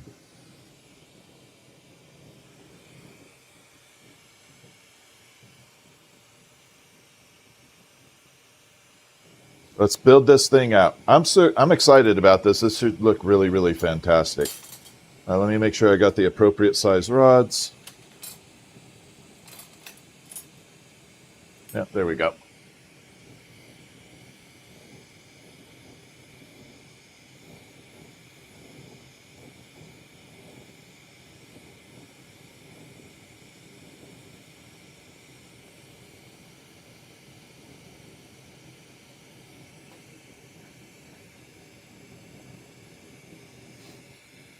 So in order to make this into the kind of like the vine or the stem, whatever you want to call it, we're going to have to heat up the middle section of this disc, and we're going to pull it down a little bit.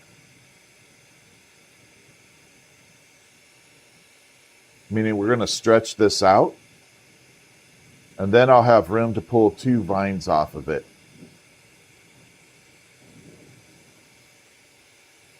But in order to do that, we got to heat just the middle section. So you can see where I have all the heat focused right there. So if you're one of my glass blowers watching on here, the thing that I always emphasize while we're doing this is you don't stick the whole thing in the flame. Okay, you don't have it ramming right in the middle of the flame like you're angry at it. You skim the bottom of the flame. So the surface of your item is skimming the bottom of the flame. It's just kind of riding that lower portion down there. And what happens with that is it stops the flame from shooting out to the 2 sides, melting your holding rods. So it allows the flame to be very, very, very focused in the middle section like that. See how much we're just in the middle?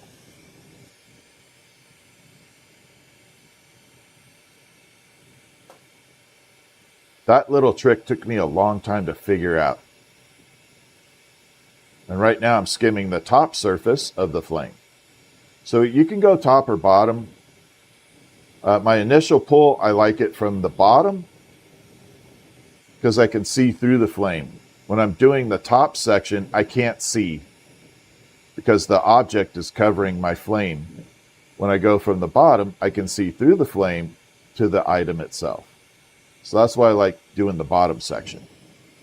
All right, let's pull it out and stretch it. I'll try and do it out here so we're not being blocked by a big old hummingbird there.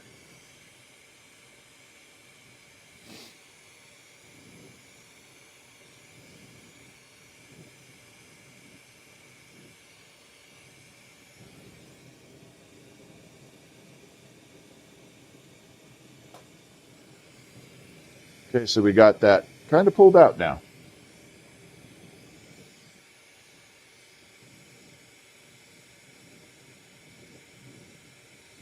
Now, one thing I do have to temporarily correct is this attachment right up here. Man, that hummingbird's covering everything in my view.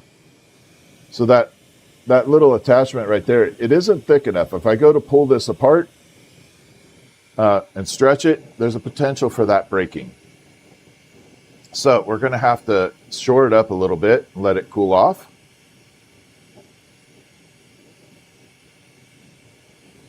Because this will require a little bit of effort on here.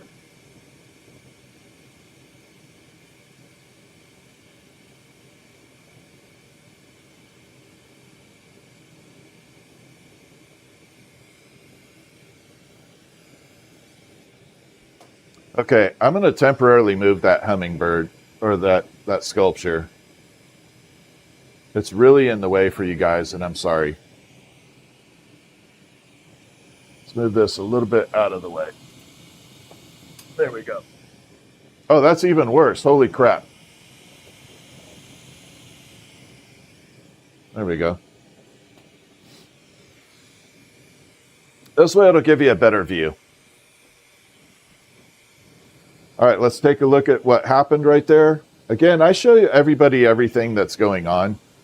So I believe you should have a good look at what's happening with it. So there's that shimmer side, and there is the amber purple side. Let me show you with the light source. So there's the amber purple, and there's the shimmer. And amber purple. Now remember, this side's going to have a pink glow to it when it cools off.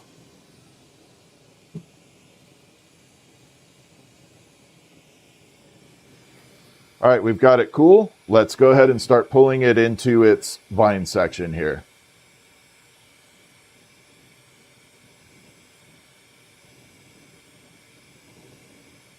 Your mom's a hummingbird person? Yeah, there's lots of people that are hummingbird people. So, fun fact, the hummingbird was the very first item I learned to make that was sellable. Like an item that I could put into a store and be sold. And the hummingbird, the reason I chose that is it has several different properties to it. It has making a gather, making a ball, pushing, pulling, layering. It's got like 5 or 6 techniques to it.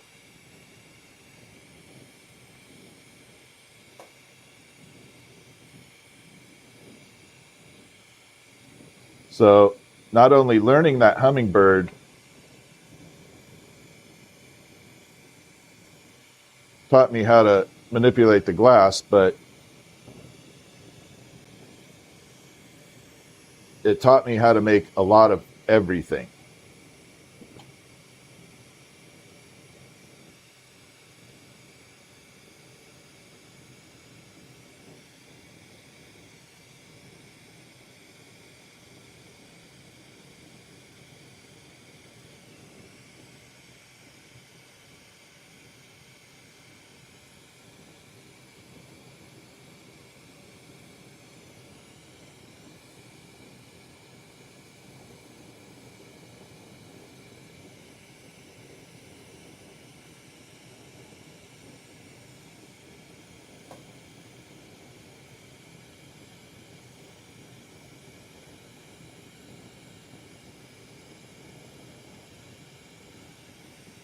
All right, got a nice little coil on there.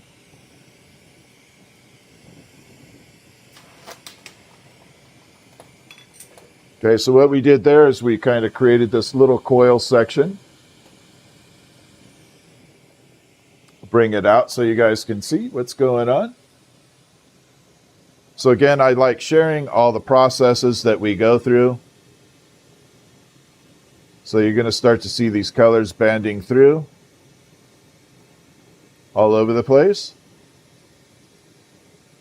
See the amber purple doing its thing?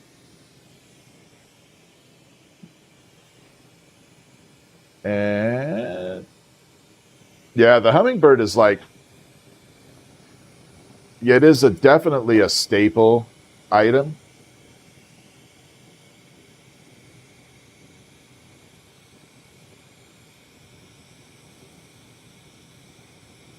And yeah, after a couple 100,000 of them, you do get a little fast at it. I say anything happens with over time, you can get pretty fast. But that's the one thing I always tell new glass blowers, do not focus on speed. Speed will come. Don't try and get really fast. Learn technique and then worry about speed later.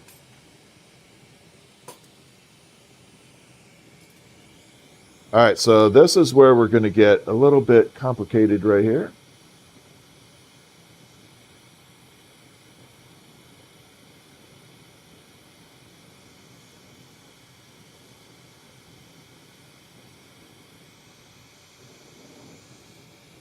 Got to fuse that on really good. because that's where it's going to get mounted into the base.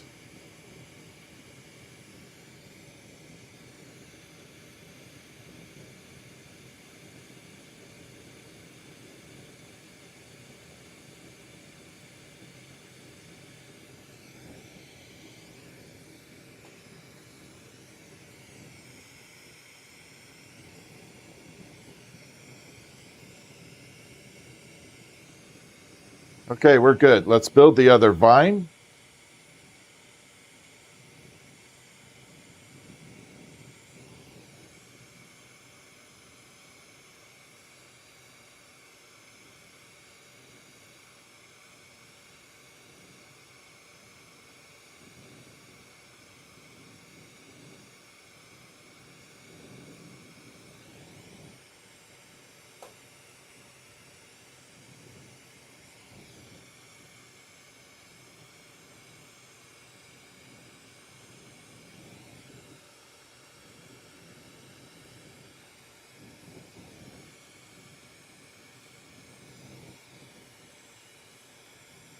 All right, we're looking good.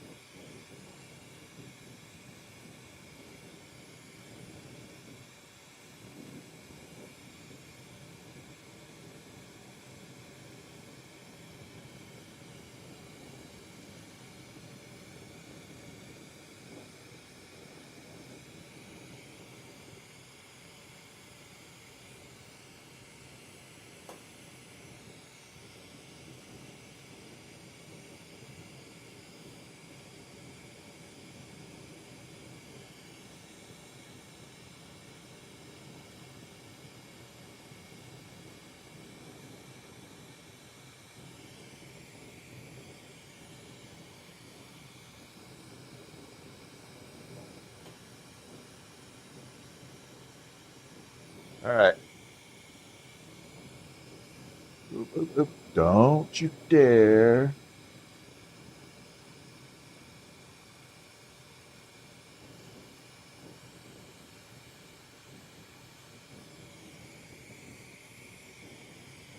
All right, we're good.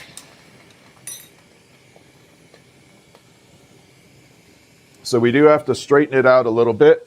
So we got a little bit of a crookedness to it right there. It's not quite centered the way I want. So we're going to heat it up here, balance it back out.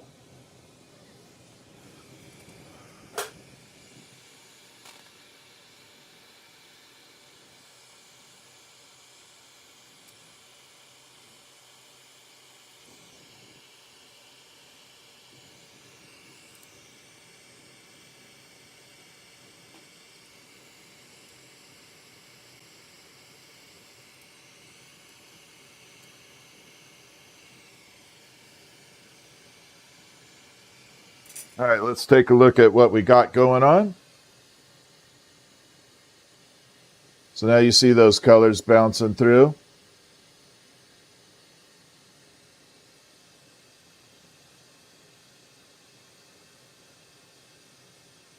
Okay, and then we're going to take it from here. We're going to put the flower right in this section here, right there. And then we're going to add the dragonfly and the bee up here.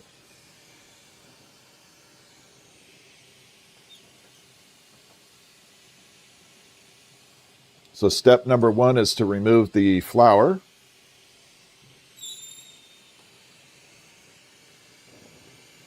And here's the flower we're working with.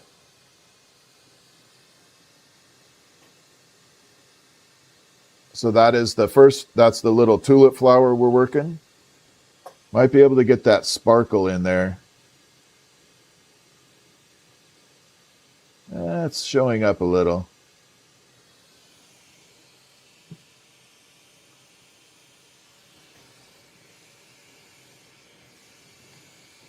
Let's go ahead and separate this.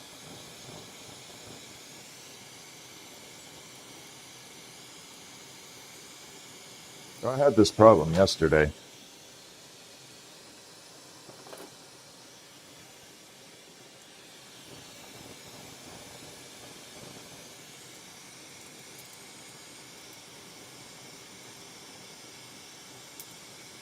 I just snapped that. I did, didn't I? Did I crack you? Yep, I sure shitting did.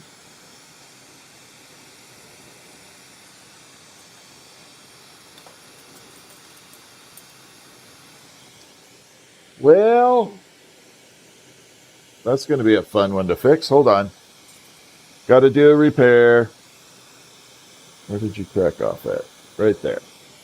So I'm going to teach you how to repair. Let's zoom it in. Put too much force on that.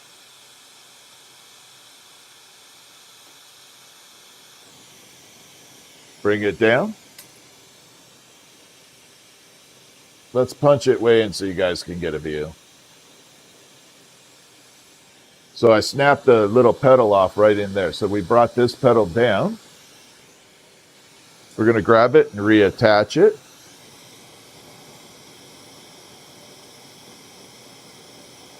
So this is part of the learning process when you're forming up new items.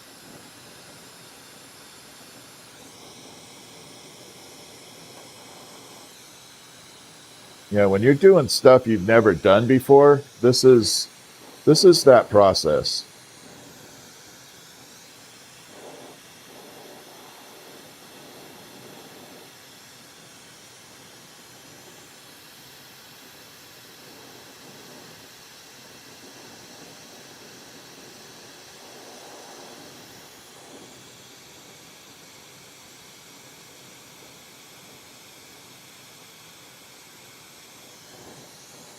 Okay, and then we're going to fuse it in there.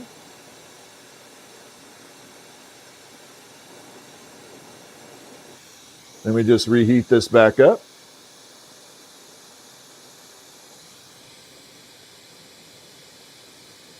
And bring it back down. And just like that.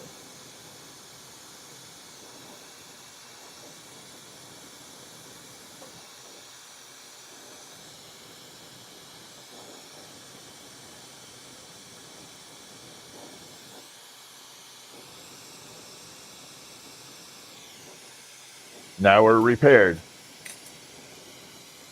So that's how you fix stuff. But that's the process that I'm going through right now. So this item I've never done before.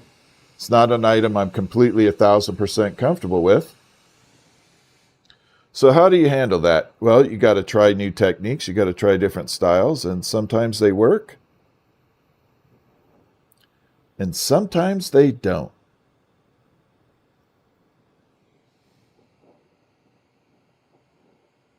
So instead of grabbing it with a tool, this time I'm going to grab it with a little rod here, and we're going to fuse it that way. Then I can burn the rod off after I'm done. But in the meantime, I got to clean up that little bit of clear in there. And then we're going to fuse in some more of this color to blend it in. And that way, when the attachment goes on, it's all the same color.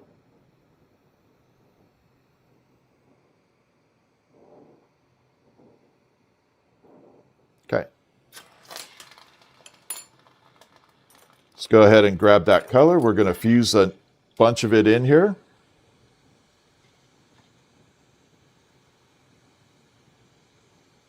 Yeah, I don't know who was on the stream last night when I knocked the flower right off with the kiln. My kiln door shut a little bit and broke the flower off the first version. And as I said last night, you can't get mad at that stuff. You just can't.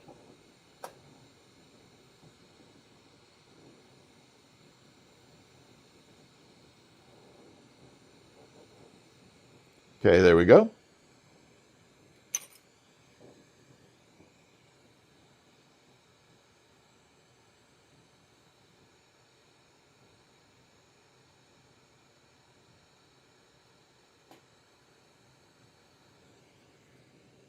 So now we got the flower attached that way.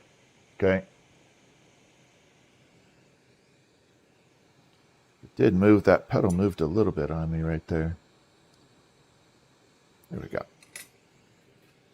So now we're going to grab our main object, attach the flower.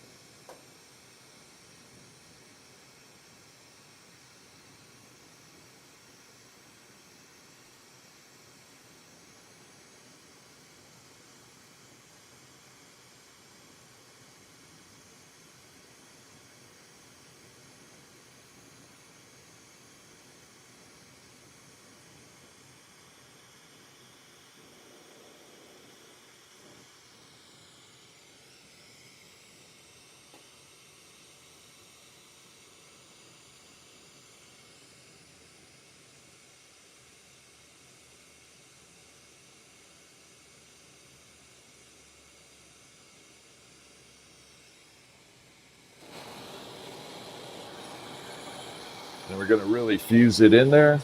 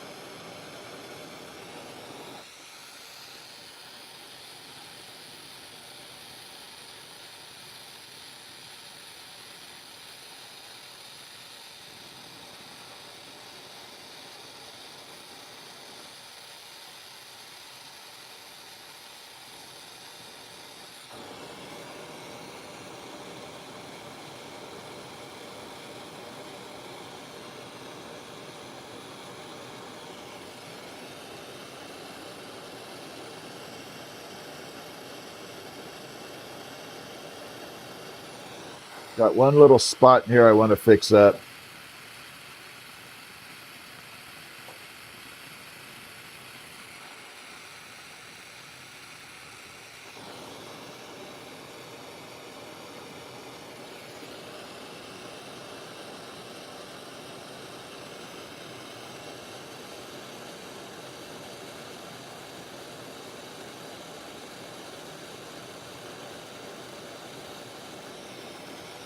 And then we're going to come in here and break this off.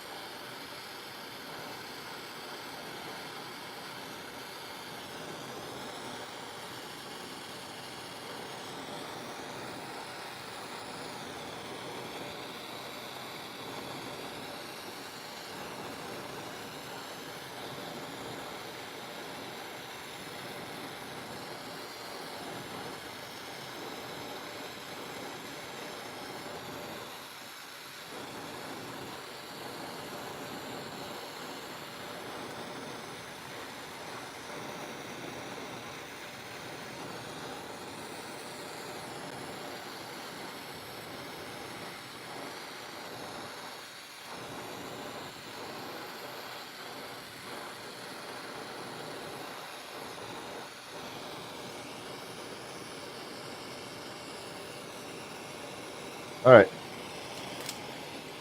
So far, so good. We'll go to side view. So I know it's not looking like much now, but once we get the lighting on it, you can see you got the little tulip in there,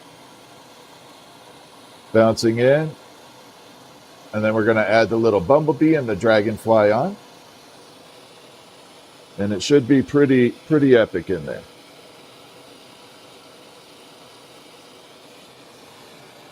Let's go ahead and add all that stuff on now.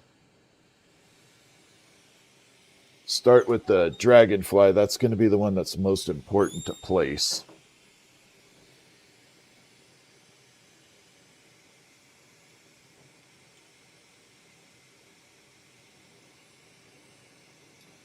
Nope, it's got to go to this side.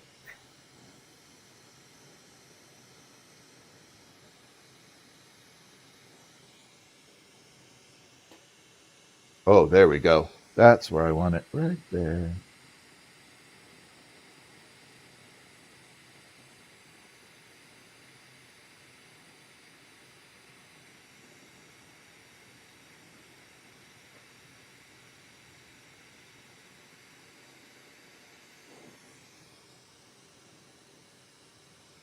Then we got to give the dragonfly tail a little curve to it.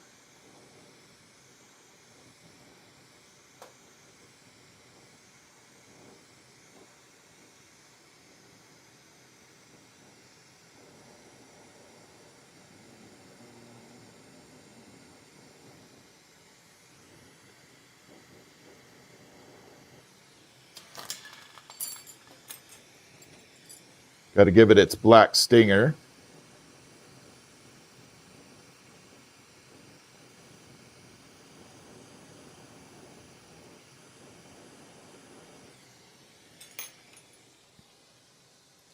So there we got the dragonfly attached on right now. See, it all starts coming together once you get everything kind of start building up on it. It all starts coming together. All right, let's get the bumblebee on there. I got to pull the bumblebee off, though. Right now, it's not ready to go on.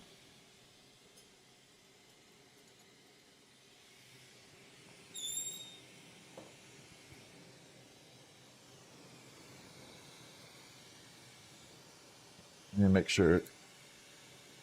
You can kind of see the wings are doing, the Lucy's kind of showing up. Oh, crap. Sorry. Side view. You can kind of see the wings are doing a little bit of that Lucy color right now. They're still hot, but you can see them going pink right now.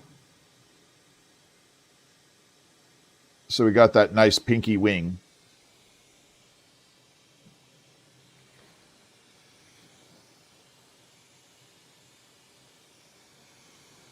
I definitely need to put a little stinger on here, though.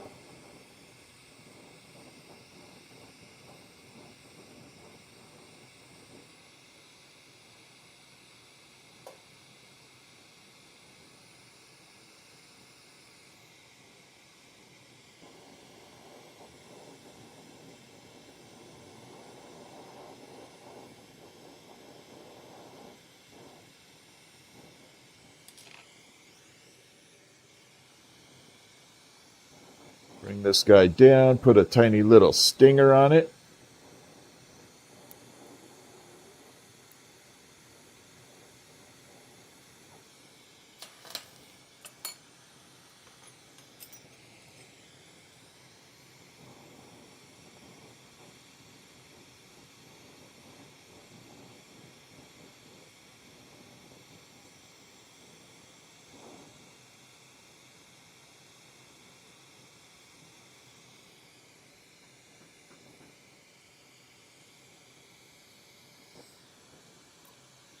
Pop that off.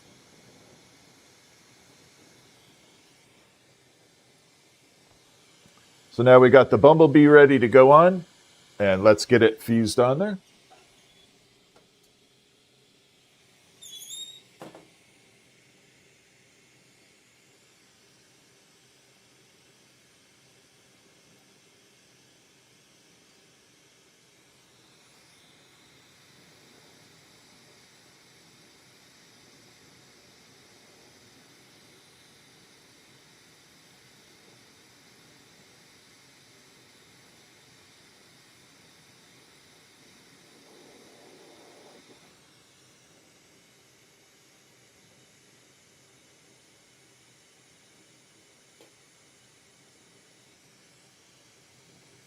This is actually pretty freaking cool, to be honest.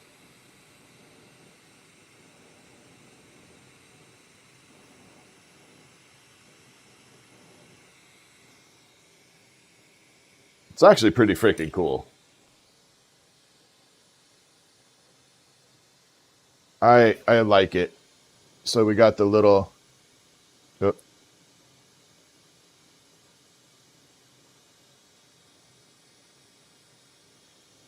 So we got all the little action going on there. Lots of color bouncing through this thing. There we go. So it'll get mounted into an acrylic base. Sit very low. We got the beautiful dragonfly wings on there. Oh, there we go. Colors, Lucy on there. Once everything gets kind of mellowed out, it's going to be absolutely stunning. All right, we got to get that in the kiln, though.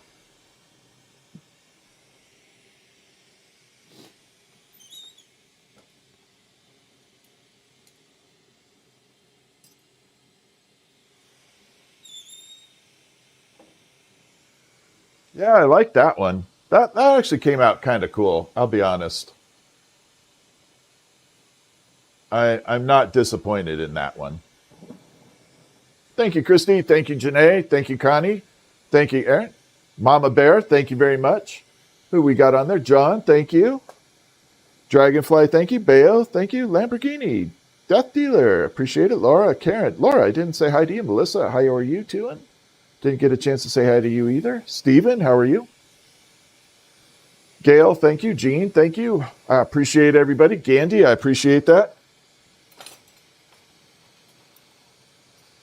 I appreciate it very much. Let's do a simple item right now and go to a chaos marble. Let me relax for a second and chill. We're going to do a chaos marble. I can put my little sculpture back up without cracking my rib there. Bring it way over there. And I'm going to try and get it as far out of the picture as possible.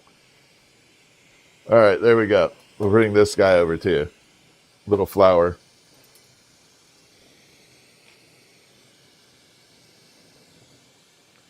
Okay, let's make us a little chaos marble. What do y'all say? You want to do some dicro again?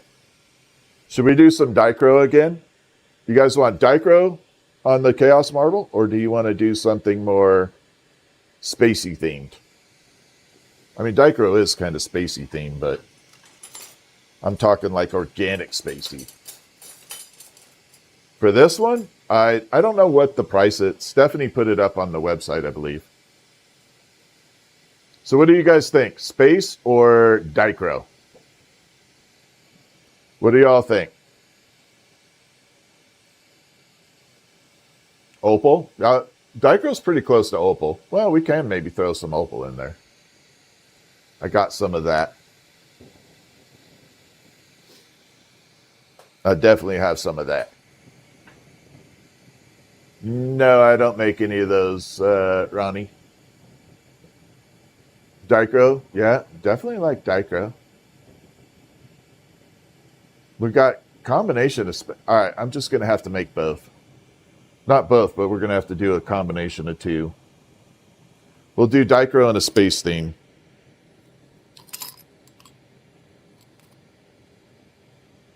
It's too close with all of you.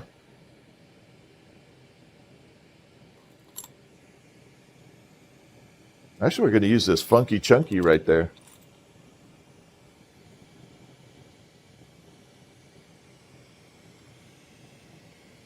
All right, so I'm going to take this even better. I know, right, Christy? So we're going to take this piece of dicro here. I'm going to show you guys how to make jewelry out of these oddball before I make the full marble. So we're going to use this piece in the marble. But we're going to take this dicro here.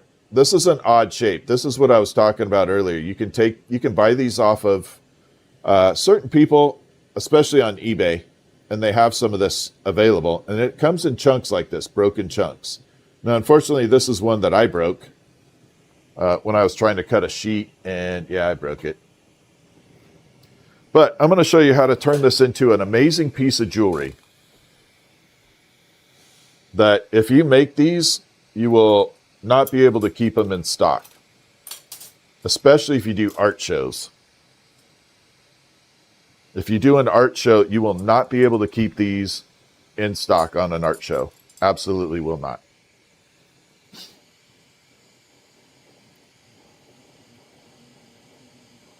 I promise you will sell out of every one of them. Well, maybe not every one of them, but pretty close.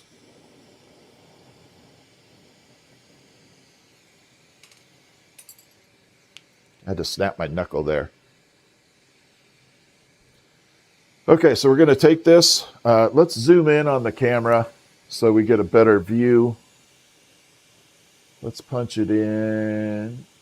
Let's try it here. Oh, wrong view. Wrong view. I guess I'm view deficient today. All right, right about there.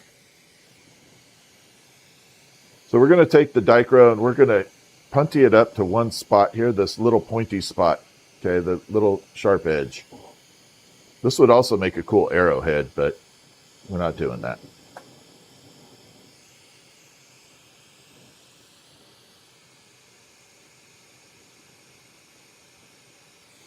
So we're just going to kind of grip it like that.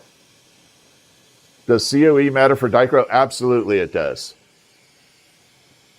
Dragonfly, 100%. And thank you for that super chat. But COE is 100% matters. Because it's the foundation that it's put on. Now, if you have dicro dust, no.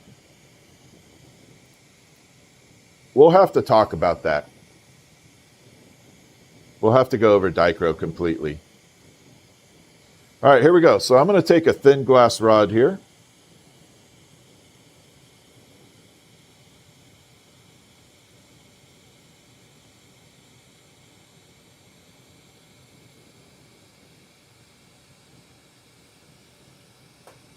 And we're going to draw on it.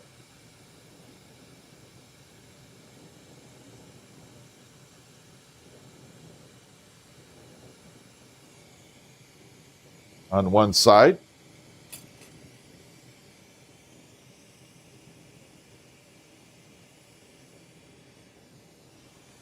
So now you got the dicro running through there right now. So you can see how it just changed up. Got that going. Okay, we're going to pop it back out. Oh, thank you, Mama Bear. Appreciate it. That's awesome. All right, now we're going to do this side. So this side is the important side. This is the dichroic side. This is where if you get it too hot, you hit it with the flame, you will burn it up and you are done. Might as well take the piece of dicro and throw it away.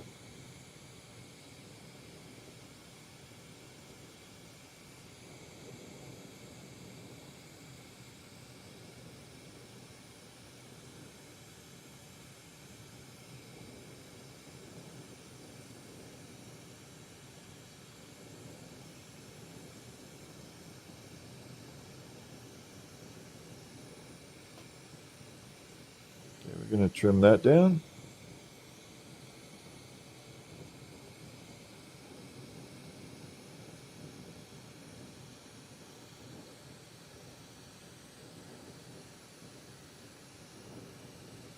I'm going to bring that down.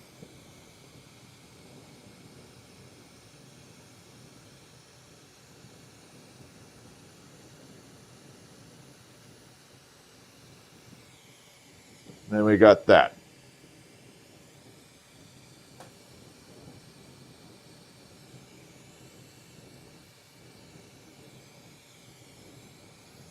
And we're going to come up here and just kind of overlap a little bit more.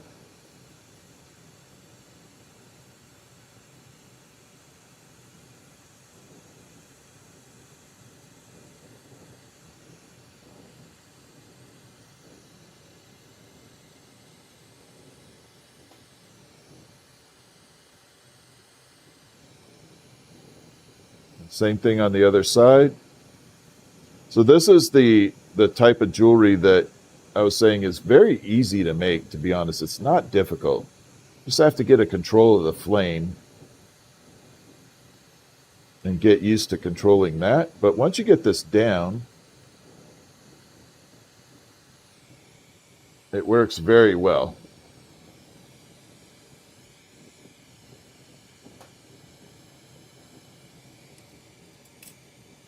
And let me show you where we're at with it.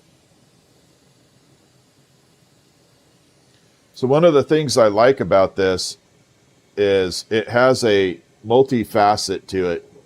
Now notice there's not a lot of light hitting it right now, and it looks like like it's lit up from the inside. As we have it like that. Let me bring it down here. So if you see how it looks like it has a light inside of it, almost that opal look. I called these my ice pendants. My envision for this was always to make it look like it was a chunk of ice with a little floaty in there. So we haven't finished it yet. So we're going to bring this back down.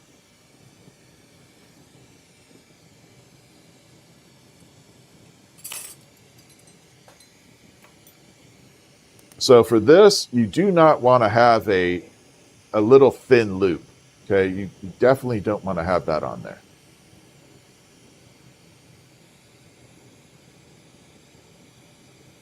But I would always add just a tiny little nobule here. And then we're going to park it in the kiln temporarily. I'm going to build the loop. And then I'll show you how to separate it and make it look really good. Actually, we'll do it out of color. If you really want to set it apart, you can use a dark color. I don't have any cobalt right handy. But you could use cobalt, which looks really good with that. Or black.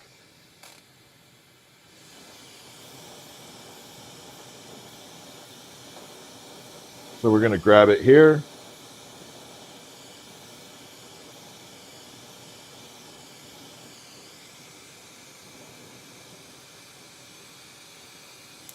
Chunky monkey that down.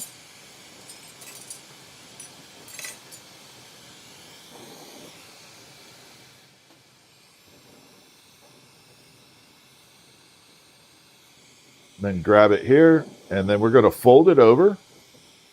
Create those really nice flat loops.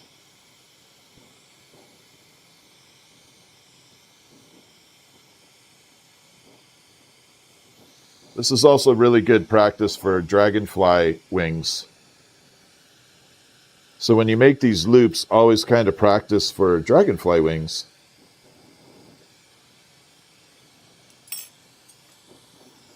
Makes it super nice. Then we're going to bring it down here. Pop that in.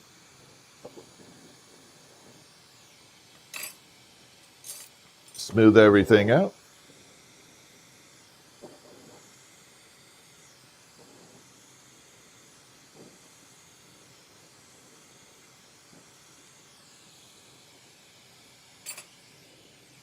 All right, you can see we created that little loop like that. A nice little flat, wide loop.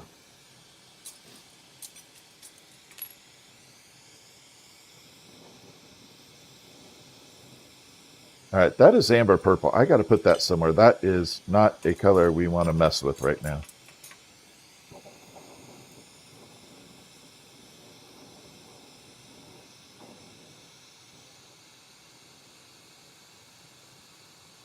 Okay, and then we're going to burn it off down here.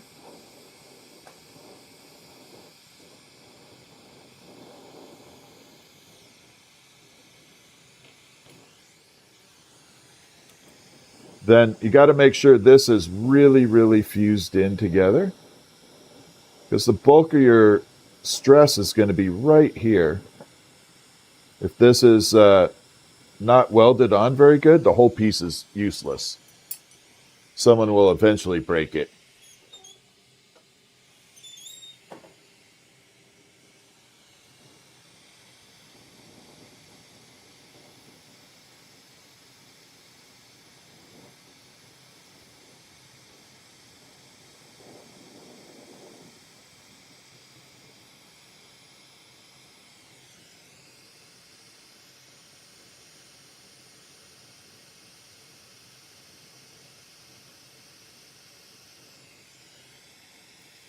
Let me knock that off and polish it.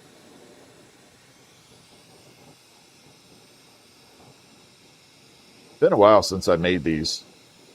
A little slow. I'm going to attach a tiny little holding rod right here.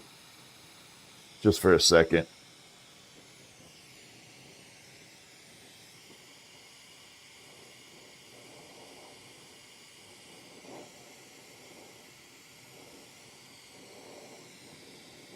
And then you just want to kind of keep it chunky on the bottom.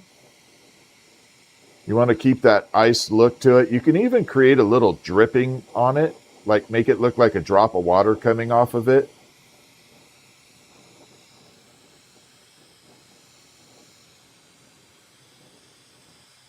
If I was going to do that, I would take it over here.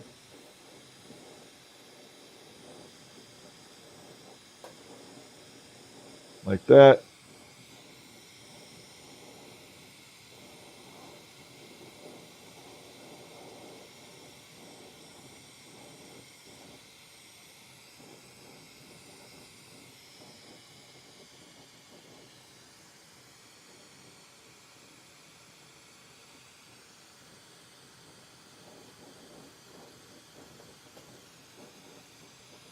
I don't like this look personally, but some people loved it.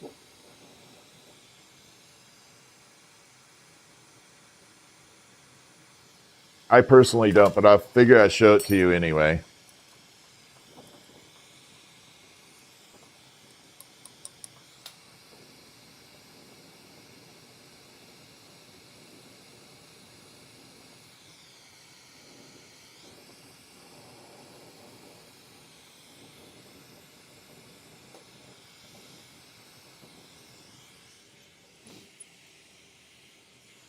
Let me bring it out here and pull that little bit off.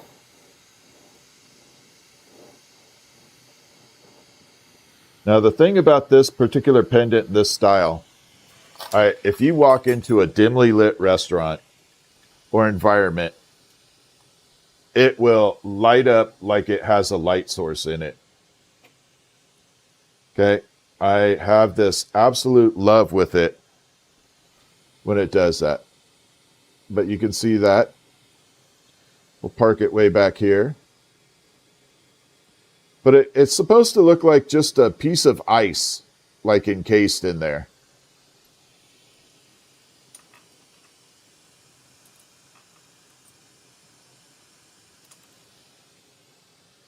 Like that. Now that side, you can tell it has a little bit more brightness to it.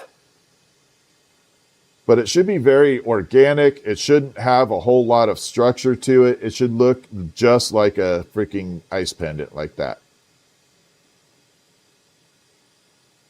But you can see there a little light on it. In fact, we'll turn on the overhead light. Just a little bit there.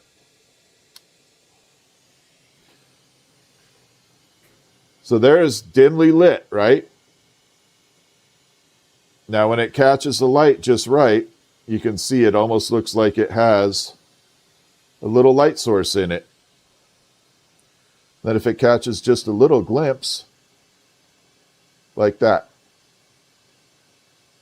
See how much it's magnifying everything? It's picking everything up.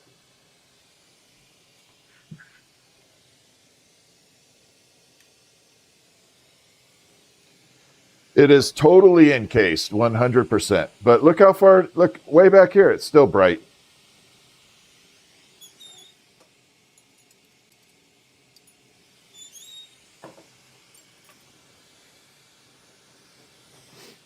Yeah, that is the ice pendant. And that's what I was saying for my glass blowers out there. I'll go over a total on the school app and everything. I'll go over a total like class how to make that specifically. Because there are a couple things in there that you have to go over. All right, so what do y'all say? Should we make an epic marble? Let's do it. Let's make a cool ass marble.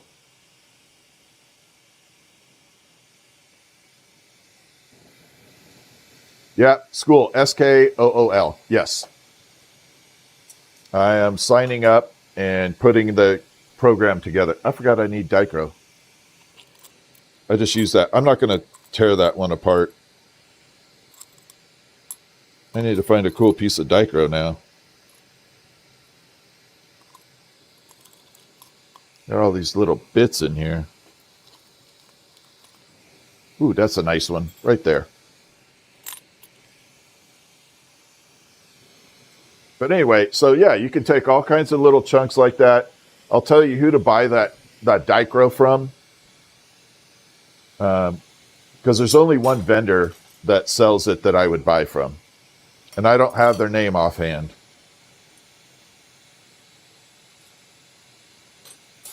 But they sell like tons of that stuff.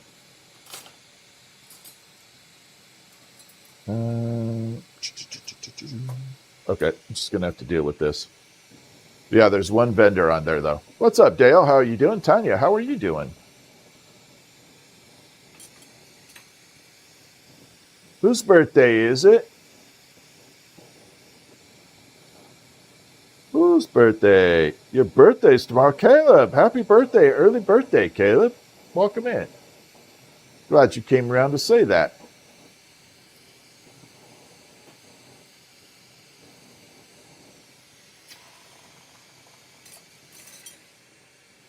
Okay, let's get this dicro built up. We're going to make an epic marble.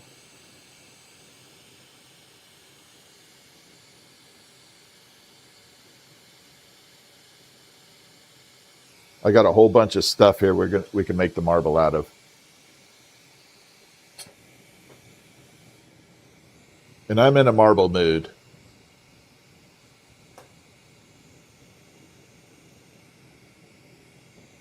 I think Ghosty's acting up. 9 more days until your birthday? Really, Daisy Girl? That's awesome.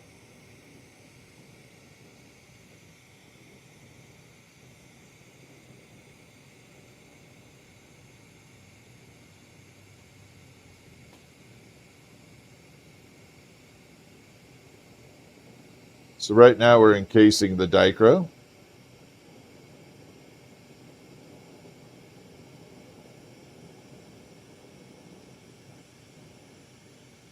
But yeah, that's kind of what I want to do with the school app or the school program. Like that ice pendant and all that stuff that I've learned over the years on how to survive as an independent artist. You know, things you can do that will keep you afloat during rough times.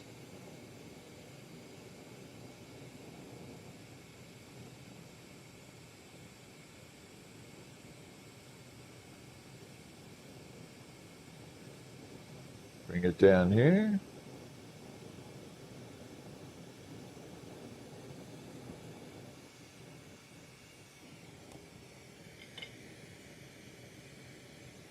I don't know why my phone's buzzing.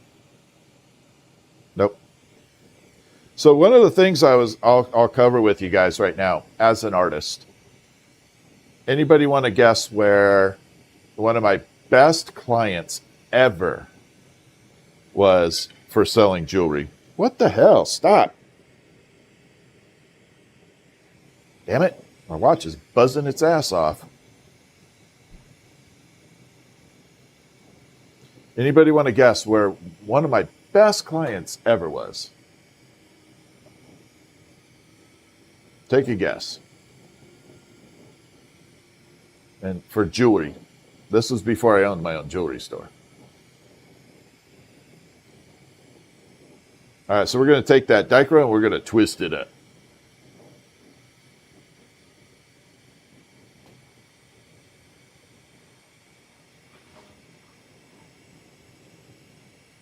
Okay, here we go. We're twisting all that up. No guesses? Vegas? No. No, like an actual place. Like trade show? No, trade shows were horrible. Yeah, trade shows were absolutely horrible.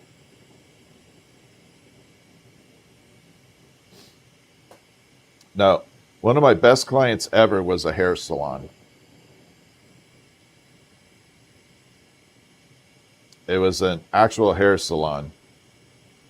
And I worked out a deal with them. And I would bring in like 100 pendants. And then I would split the money with them 50-50.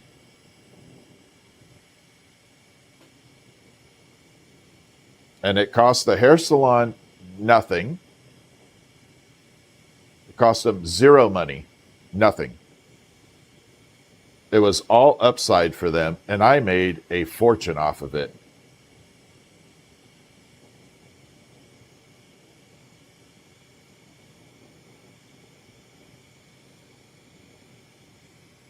Yeah, that was a really good avenue. So those are the type of things that, you know, that's like the type of advice I want to work on people with.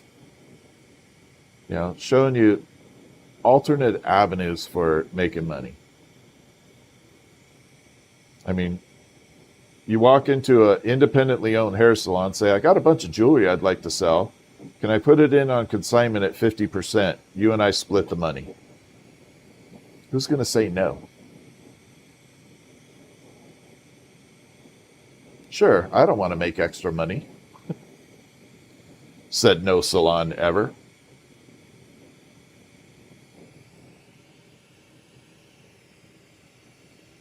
Nail salon would be great too. Yeah, that's what I'm saying. You got to think outside the damn box.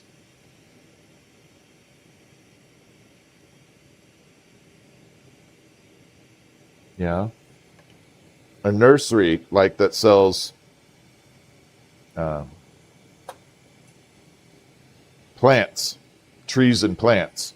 If you took 100 hummingbirds there and you put them in on consignment, split the 50-50 with them, who wouldn't want to have that?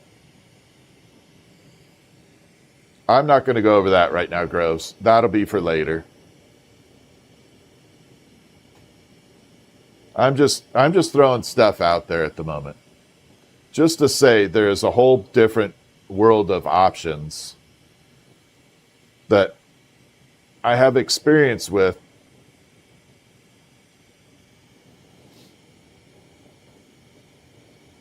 That could definitely make the difference between surviving as an artist and not.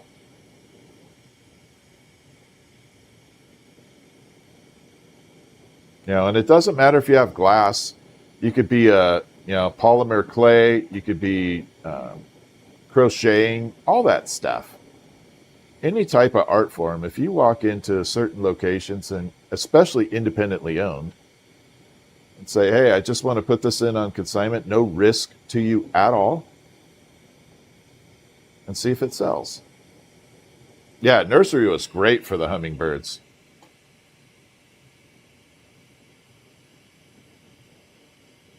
Yeah, that was a fantastic avenue.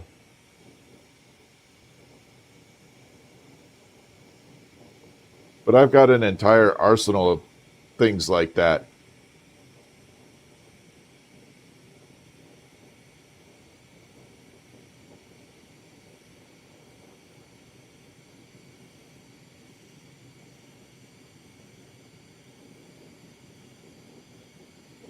Yeah, and the thing you have to think about, if someone's going into a hair salon to have their hair done, 9 out of 10 times they have disposable income to be able to afford a small piece of jewelry.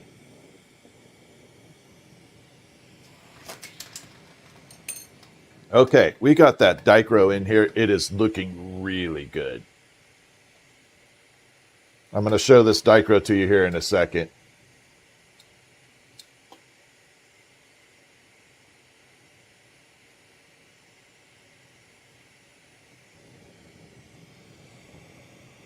Get it semi-rounded out here.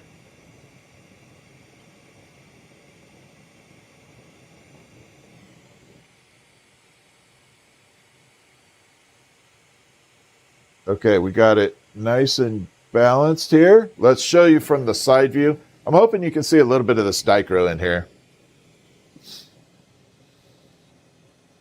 And side view. Oh, look at that. You can already see a little bit of that blue popping in there. This dicro really is working good. It's early on that this is popping off. Oh, look at that. You can see a little bit of that blue. There we go. And that's not even 1% of how bright it is. That's not 1% right there. This one's insanely bright.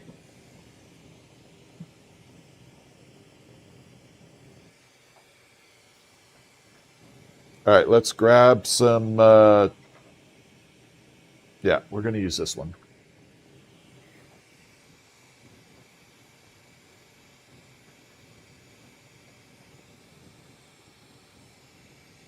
I'm going to try and not make it too big, but y'all know how I am.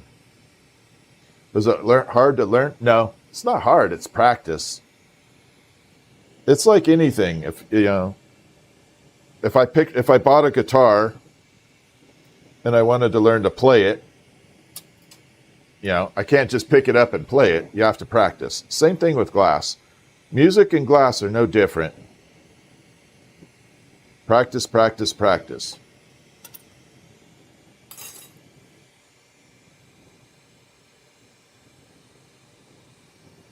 Oh yeah, that is bright. All right, let's fuse this on.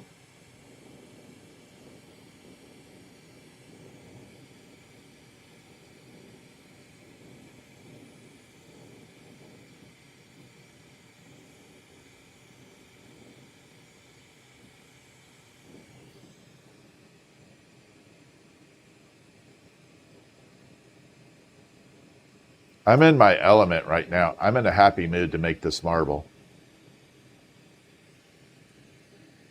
So you know what that means. It's going to be awesome. Oh, thank you, David. That's what I was just saying. I'm going to put together a little school app and cover some basics, but I'll definitely have places. I'm trying to work out a deal right now with someone to go and hold weekend classes where you can go and learn a weekend of glass sculpting, blowing, sculpting, whatever you want to call it. But when you look this up, what you want to look for is the term lamp working. So this is called lamp working. Oh, there it is. Got a little bit. I think my battery's dying on this sucker. So we got Lucy here. So we're going to put Lucy in the sky behind the dicro. So this is called Lucy right here. See that pink right down there? That damn thing is covering it up. So we got that pink. We're going to put pink behind the dicro. The pink UV. We're going to hide it. Damn it. Got a little pimple of something on there. So this will not be noticeable unless you have a black light. Without a black light, it will be indistinguishable. But I'm going to be sending little mini keychain black lights with anything that is black light reactive.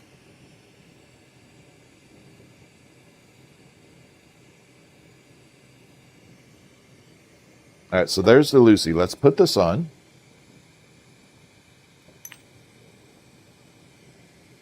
Really?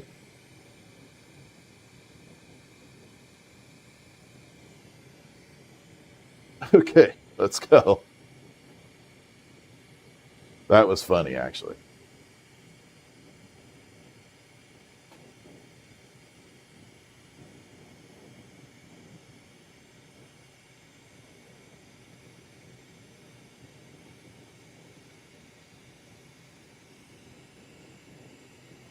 Oh, crap. Yeah, we're going to make this really neat. I really have a good idea. Oh, my God.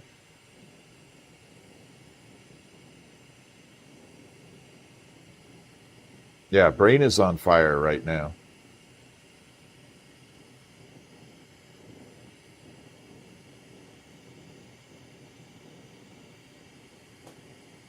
Okay.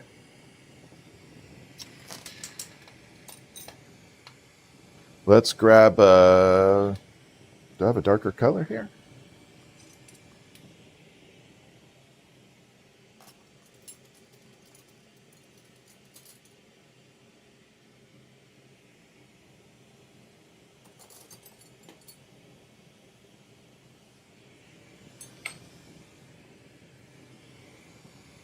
All right, so I'm going to pop the... No, this looked good with the blue last time. So the last marble I did that had the Lucy in the background, I put the cobalt background on it, and it turned purple. I know, right? Days ago, yeah, I just said, no, I'm not participating in that. All right, here we go. We're going to pop this on. Yeah, wait till you see what I do with this marble. You won't know what's coming yet.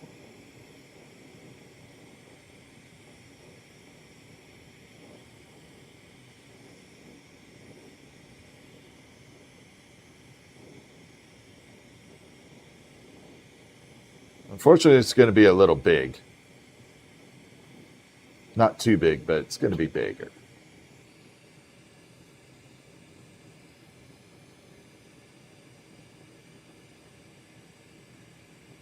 I know the ghost is really acting up tonight. I think the ghost is really acting up tonight. I don't know if you guys heard that earlier when I was looking over there. There's something going on.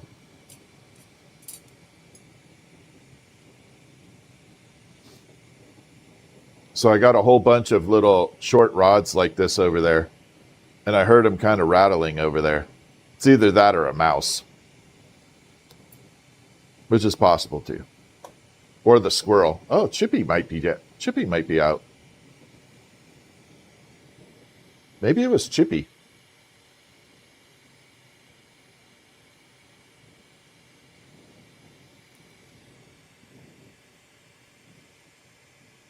Okay, let's get this blue added on. So I also have a pet squirrel. Chipmunk, actually.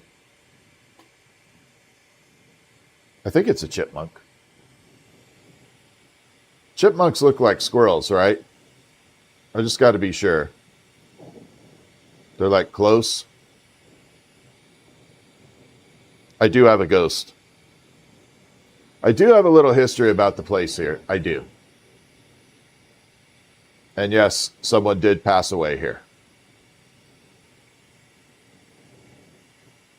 But I want to get some type of paranormal, like a real paranormal investigator out here. Because I think it'd be cool to figure it out.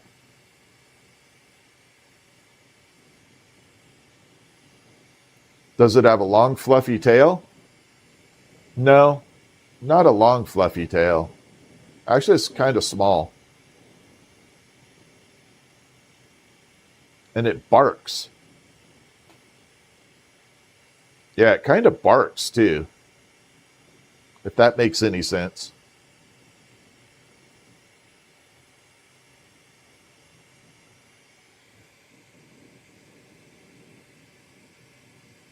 Probably a chipmunk. Well, I don't care if he's a chipmunk or not. Yeah. His name is Chippy, so I guess a chipmunk would be perfect.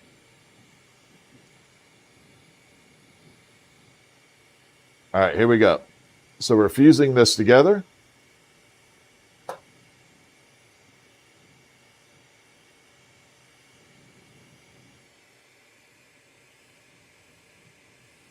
All right, that's enough on there. I can't add any more because this marble will get stupidly big if I go too much more. So right now we're building this section of this marble up. Let me show you the side view. So that really hot section is cobalt.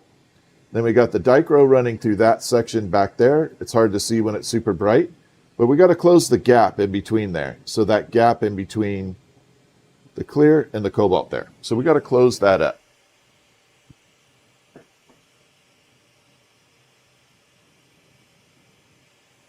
What's the best work I've done? The best work I've done is whatever someone has purchased last time. I judge my work based on what people purchase, not what I think is the best. If someone is willing to spend their hard-earned money on buying something that I've made, then that is the best item I've made. That day, that week, that month. That's how I gauge my work. If someone's willing to take their hard-earned money and purchase something that I have made, that is my happy spot.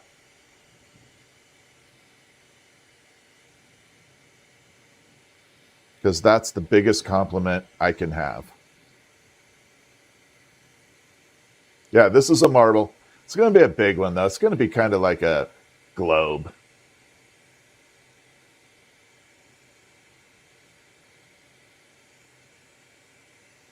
It's big. It's going to be probably in the 2.5-inch range. But it's going to be awesome. Wait till you guys see what once I do the second half of this, you guys, some of you are going to know exactly what I'm doing. For those of you that have never seen my channel before, it's going to be awesome. If you want to stick around, it'll be well worth it. This will be a marble I promise you have never seen before, ever. In fact, I don't think anybody on this channel has seen this marble before. They've seen parts of one.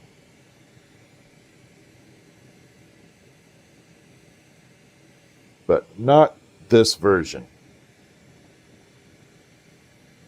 All right, we got to wait for it to cool off. So if I put it in the kiln right now, waiting for it to do its thing while I make the other half, it'll dent it. It's still hot enough that it'll collapse, and then it'll kind of sit on my the floor of my kiln and it'll pick up whatever residue is on there. Like I use lathe tape on the bottom of it, so it makes it kind of bad for that. So we got to let it cool off a little. Let's go to the side view for the moment. You can kind of see how we got things. Maybe we can see a little bit of that dicro showing through there.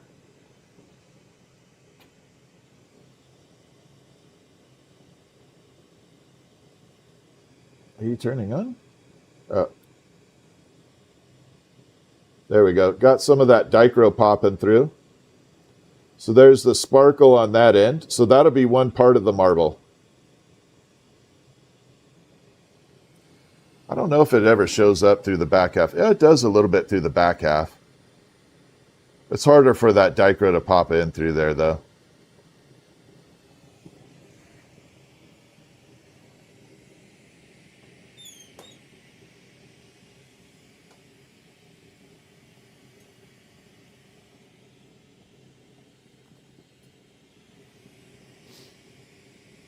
Let's pull that out.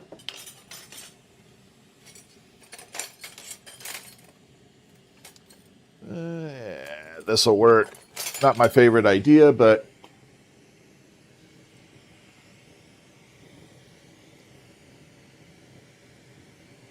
all right, let's cut this down and get this thing made into what I need. So this is a very unique process that I'm about to do. We're going to change over to the front screen here in a second. This process that I'm about to do, not a lot of people do.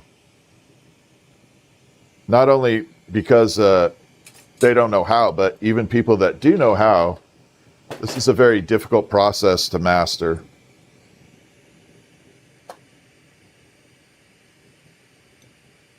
If this doesn't blow up on me. There's a possibility it might blow up.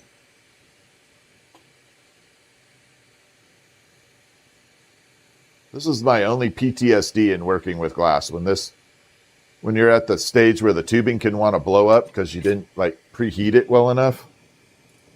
Yeah. That's a little PTSD zone there.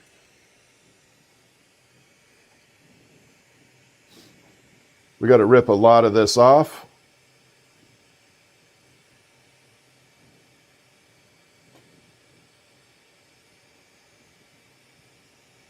And all right, I can live with that. We're good.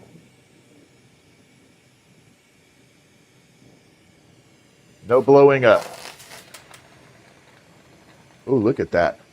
I'm going to screenshot that at some point. That little vapor buzzing by me. There we go. We're going to pop this open. Little unepic pop there.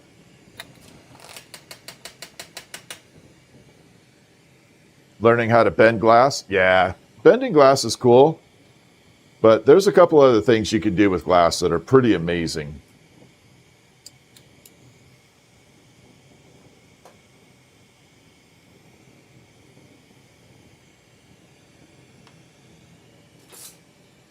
A little beyond the bending. All right, we got to open this up just a little bit here.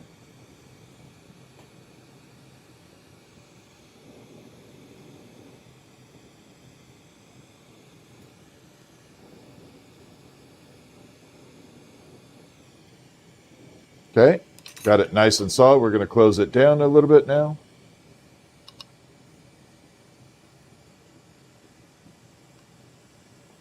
So I have to make this section really, really thick where there's a hole.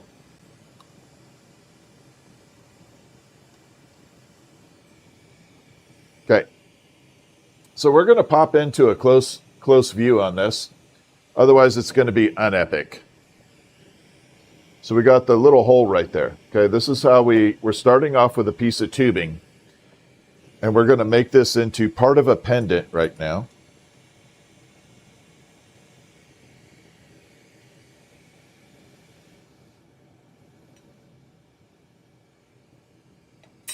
Actually, I need to take a quick drink before we get started.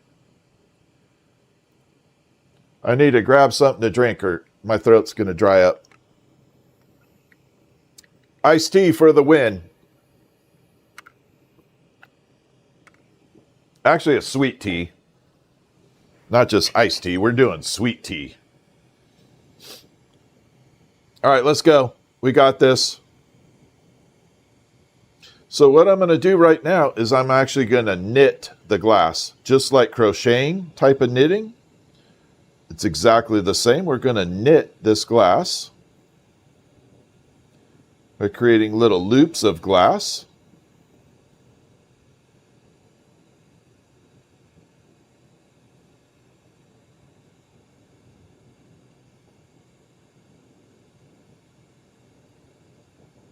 And we're going to build kind of like a little webbing or a cage.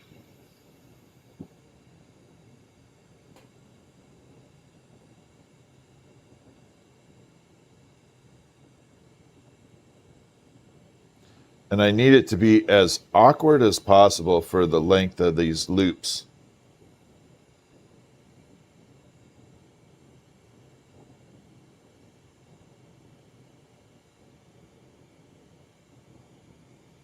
Right now, my OCD is going completely bananas.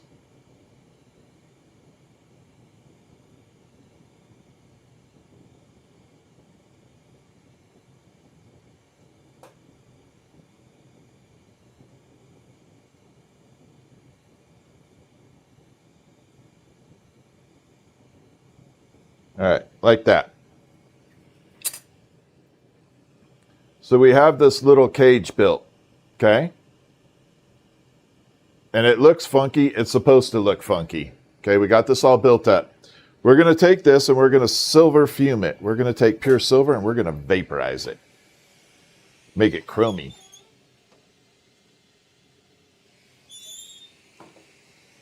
It's a very fast process, so it's going to transfer really fast. So what happens is there's a little nugget of silver on here.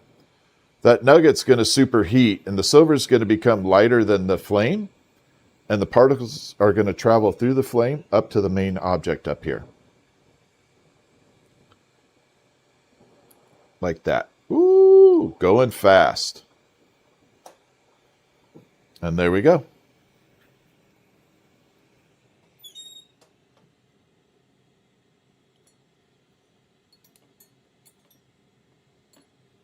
Park that off to the side. So now you can see we silver plated that. See how chromy it is?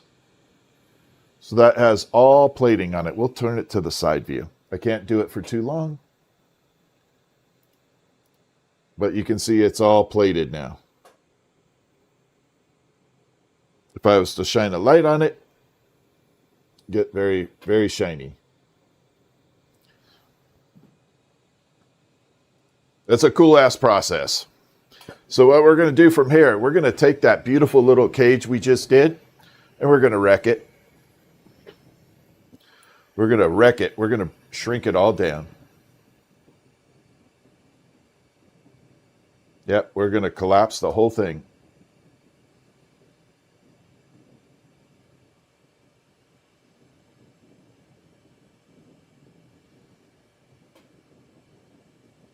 And we're shrinking it down right now. Once it gets down to this spot, it's kind of crazy. It goes nuts. It's like super fast. It's moving all over the place.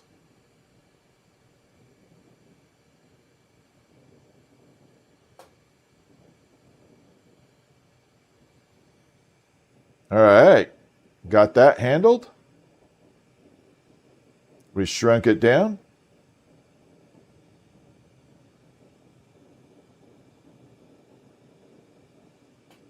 Okay, we got to work it in a little bit more.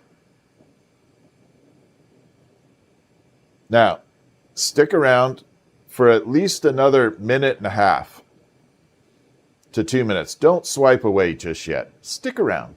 It's worth it. It's very, very much worth it.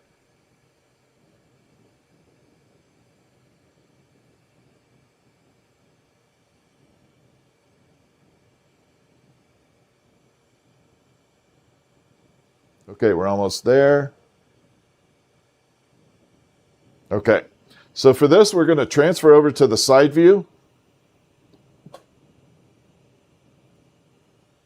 because you're going to see a little transformation happen here. And it's pretty neat to watch and witness.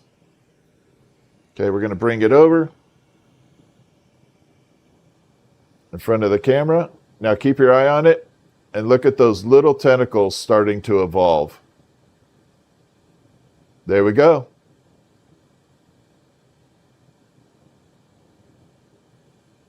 See all those little tentacles in there?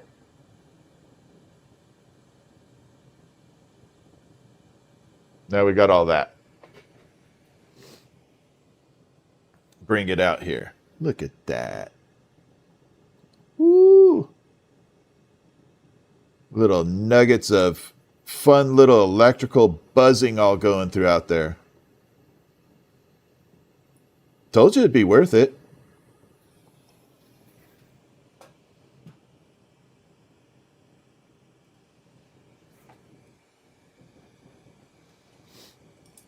Now that's something else we'll cover in the school app when we get that going, how to do that specifically.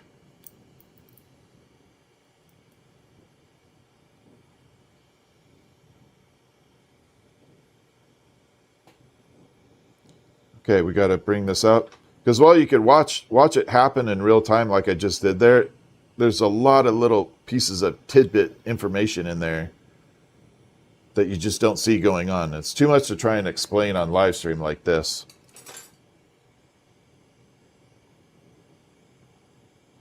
All right, we're going to attach a little bunty rod right there.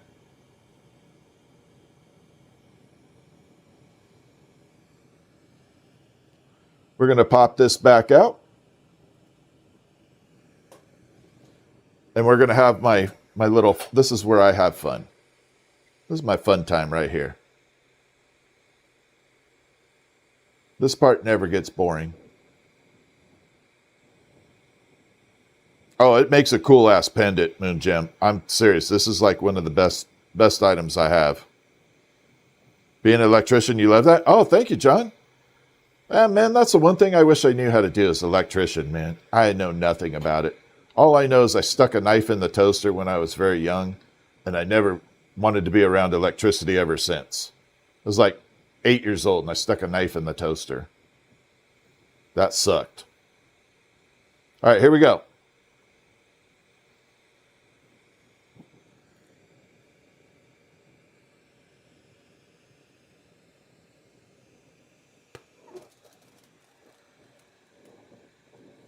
Yeah, that's a little fun.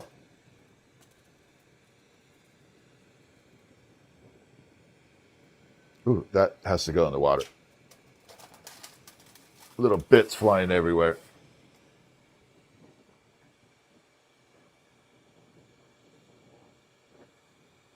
All right, here we go.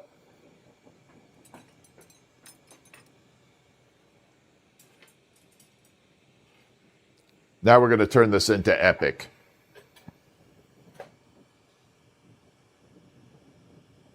We got to take this little tiny tidbit and make it look amazing.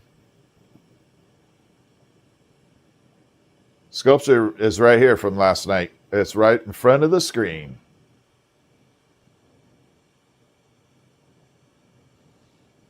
This thing's awesome.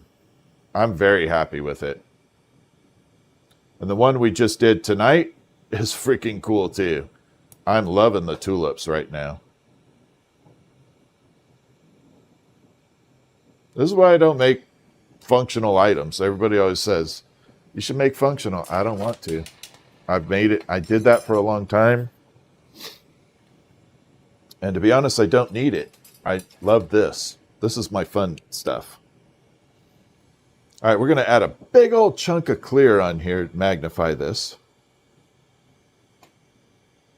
I'm going to try and trap a little tiny air bubble in there. Right dead center. I'm going to try and trap a tiny little bubble.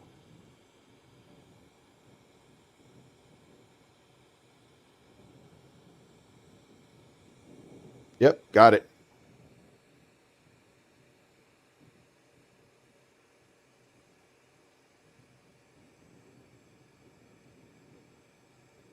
Got a funky little bubble right dead center in there.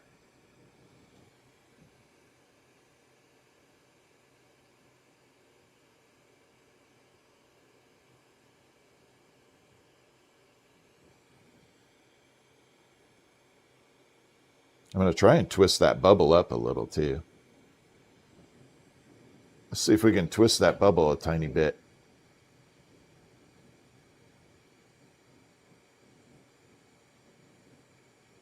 Make it a little spiral. Ooh, it actually is. Huh.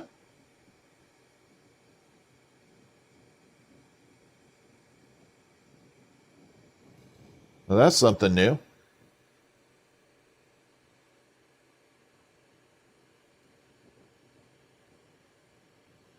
All right, we got all that funky, cool plasma looking stuff in there.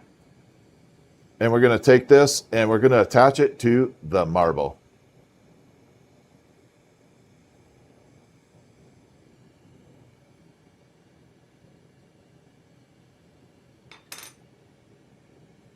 So I'll show it to you from the side one more time before we fuse it in there. So we got that funky little plasma looking. It's not going to show right there. It's very distorted, but you can see it all kind of buzzing around in there. And we got a funky little bubble right dead center in there.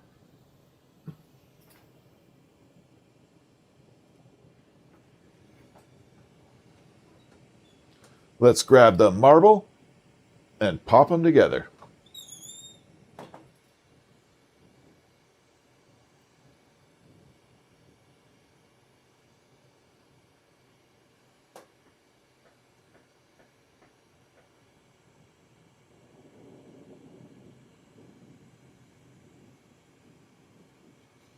And here we go.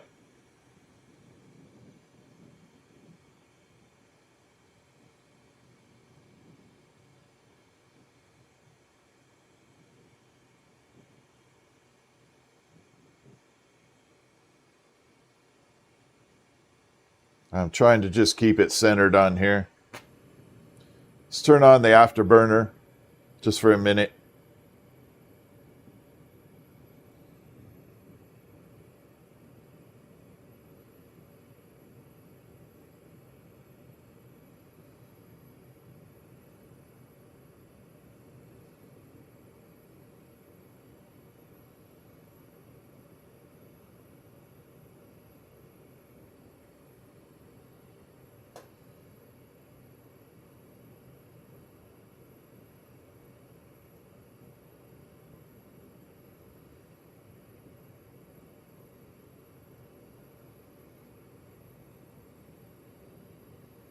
All right, we're looking really good on this.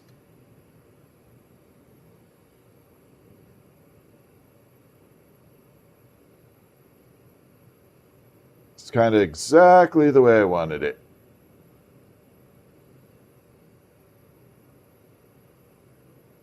Just got to work a little bit longer, keep it centered on here.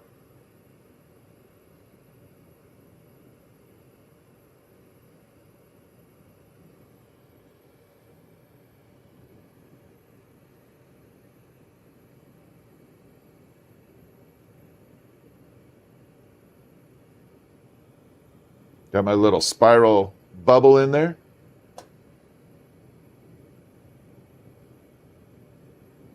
Okay, we're going to start separating. All right. I think we're good with all the fun stuff. We might add a little bit of decoration to it on the sides. But for right now, let's get this melded in here and I can start showing you what we have.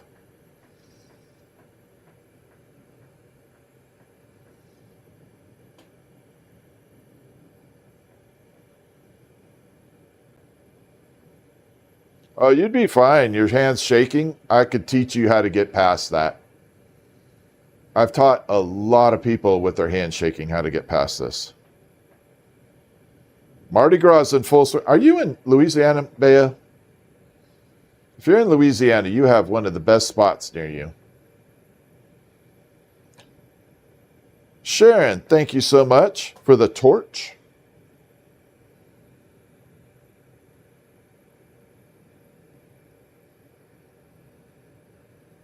All right, let's start getting this rounded out. Let's get it into a marble form.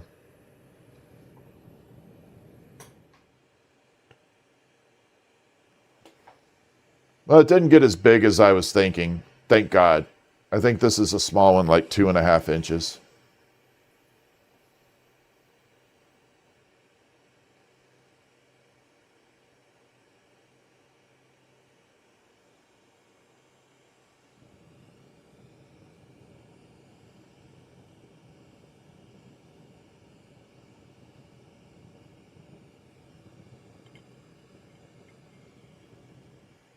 All right, let's get it. Let's get it.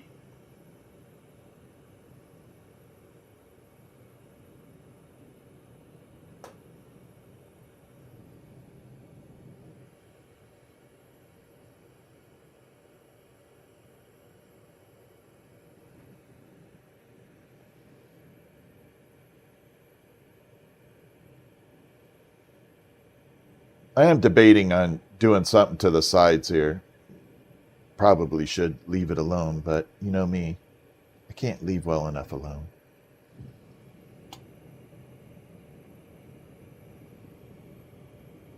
Kind of like The Price is Right. There's one more thing. You like my hair? Me too. Had it my whole life.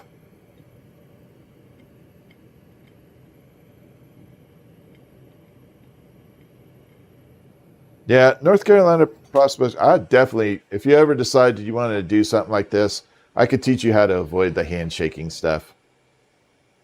I've literally had someone that had Parkinson's do this, and they did just fine. There are some methods you can use to kind of control that.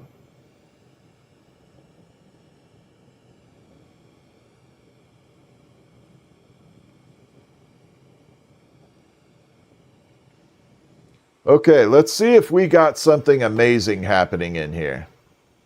Your handshake from chemo? I could help you out, Groves. I can definitely help you avoid that.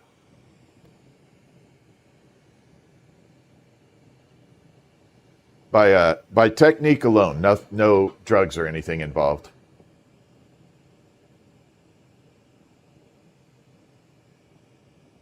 All right, I have no idea what the inside of this looks like. We're going to try it. We're going to take a look. I don't know what it looks like yet. You guys are going to see the same time as me. Could be awesome, could be ugly. Oh, look at that. Now that's going to get more and more spider webbing going on in there as it cools down. There. You see all those little micro spider webs in there?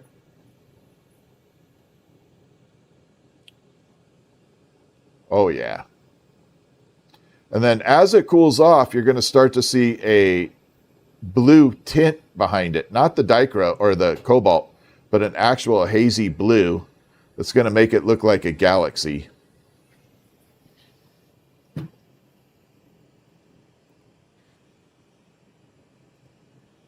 You're just not going to see it right this side. Oh, yeah, this one's going to be cool. Thank you, Christy.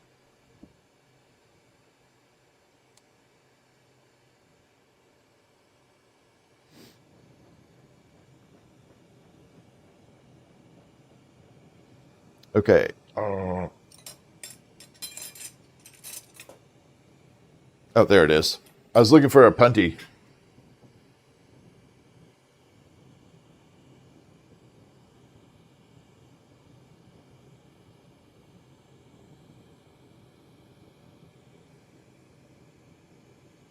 Yeah, this is a dual marble. So we got dicro galaxy on one side. Hopefully another galaxy on the, like the spiderweb side. Been watching for 3 hours? Thank you, Aaron. I appreciate that. That definitely helps out my stream when people are watching for an extended period of time.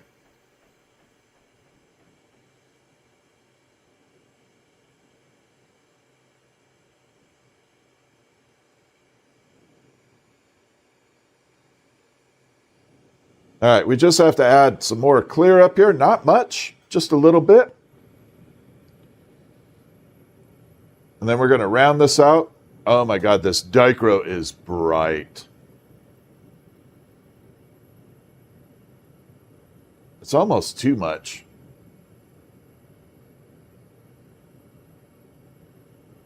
It's very, very bright dicro.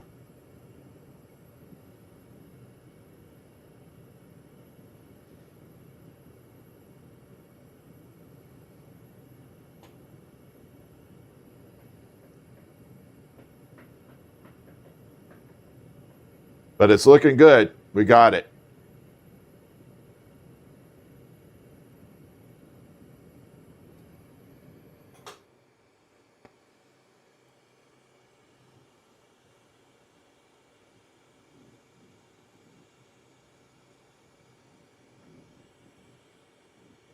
All right. Let's bring this out.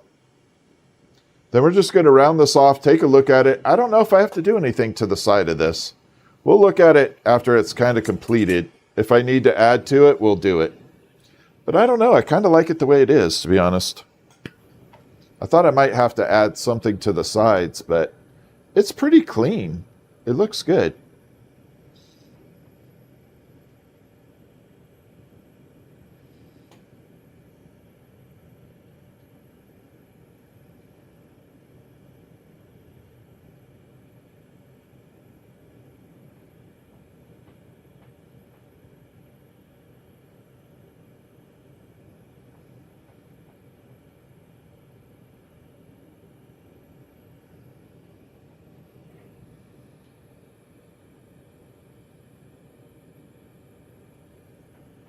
Okay. I think I need to, we're going to go into the mold view. So we're going to bring it into the marble mold so you guys can kind of get a different view of something. We're going to bring it down here. So these are the marble molds down here that I use. They're made of high density graphite.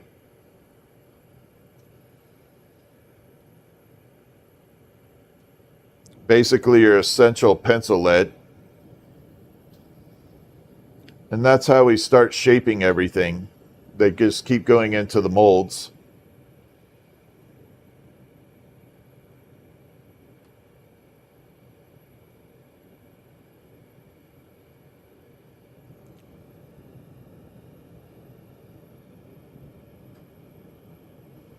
I think it's kind of a cool view there. So look at that dicro popping already. And it's not even showing its full intensity. All right, let's bring it back up. There we go. Happy little view. There's my happy little view.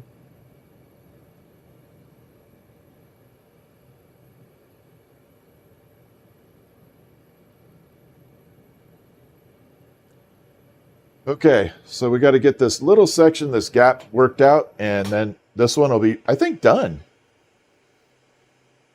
I can't wait to see the side that's puntied up right now.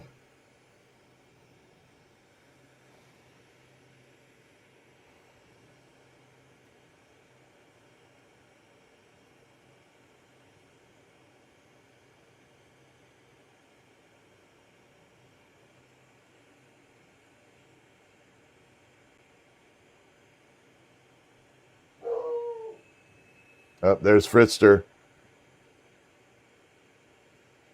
There's the Fritzster.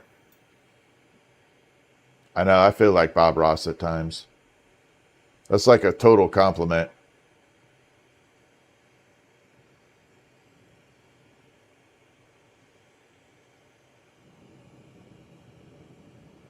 Okay, we got this looking really fantastic now.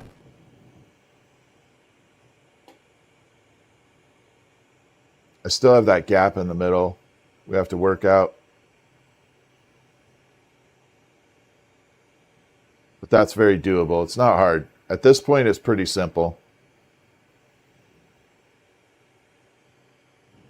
We go over to the smaller molds, and this is what gets rid of those gaps that happen. The smaller the mold that it fits into, it hits the whole surface of the mold.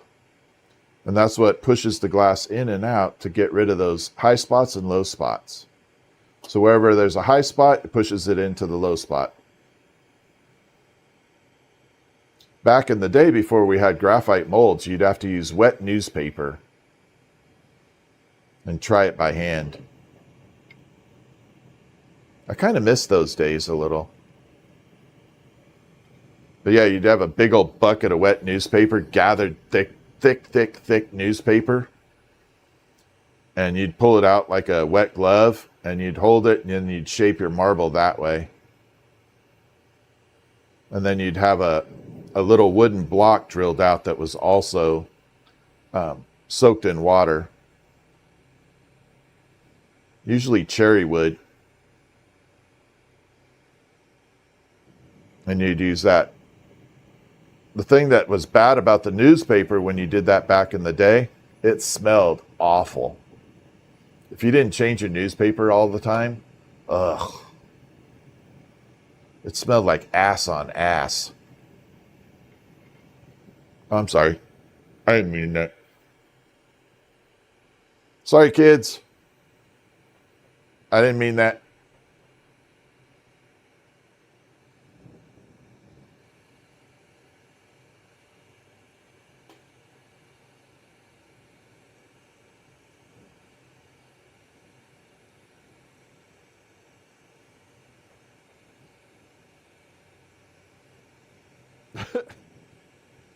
I didn't mean that. I didn't mean for that to slip out.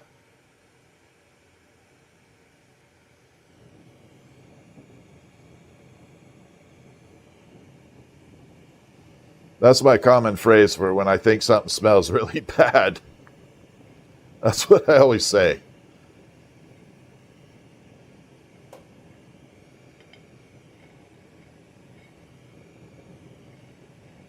Oh man, this is perfect. Yeah, this marble couldn't be any more round right now. I'm so happy with it.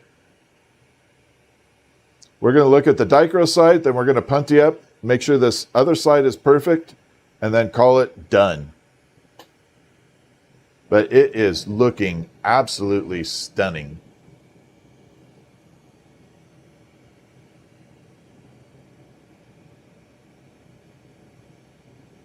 Yeah, I don't see any wobble whatsoever in this. None.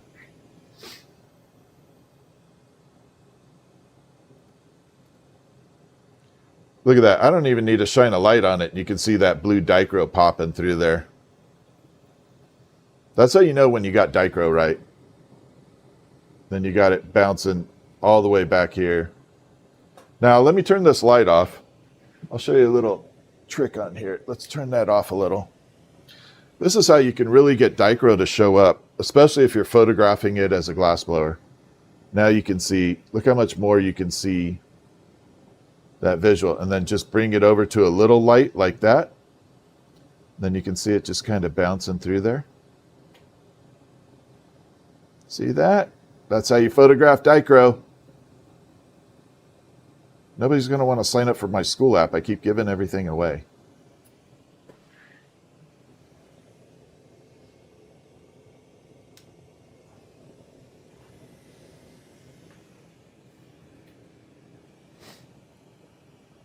All right, let's do the other side. Let's get this all rounded up. We got this. We're almost done. We're almost done. If you waited around this long, it's worth it to stay for another couple minutes and see the other side. While this side looks really cool, the other side is epic. That other side is the one that not a lot of people know how to do.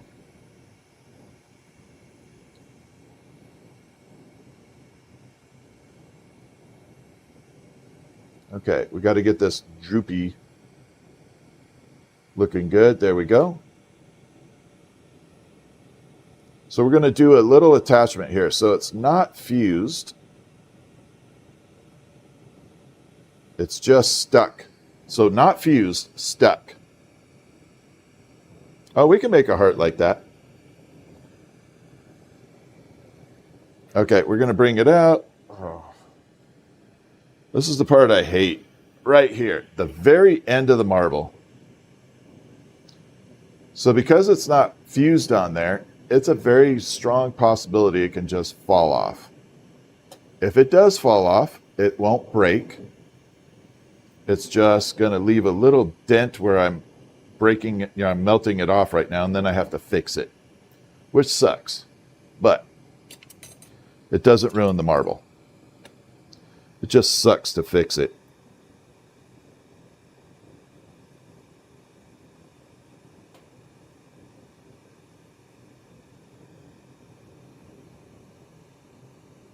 Okay, we got all that off. Just got that little nipple off there. We're good. Going to bring it over very carefully. In fact, we're going to bring this down a little. I'm going to look like I'm doing something important. Pretend like I've got this really cool focus look on me. There we go.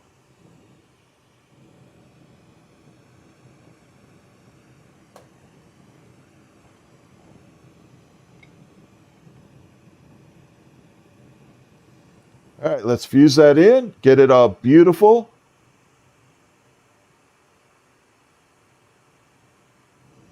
All right, got to reverse it. Don't fall, don't fall, don't fall, don't fall. Do not fall.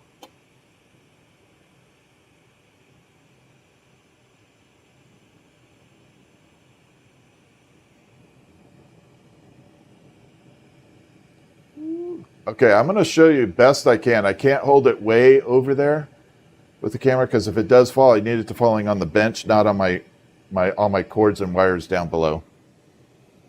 Okay, so we're going to try and bring it out as close as we can, but not risking any of my equipment. Okay, ready?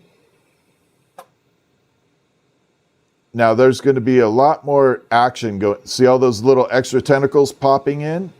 There's going to be even more than that later. But right now that is just as much of a view as you get.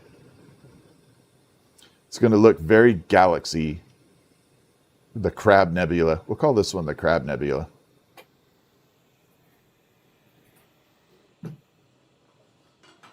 Then we're going to take Dragonfly Creations' amazing marble holders here. If you're a glass blower and you do not have these, don't even try and make a marble. And she makes the best. Don't fall for anybody else. These are the best.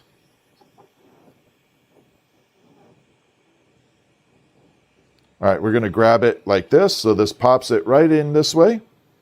And then you just tap and that marble comes off and it leaves a little punty right here. I might be able to show you that. See that little tiny scar dead center in there? Right there. That little tiny mark. That's what all was holding it.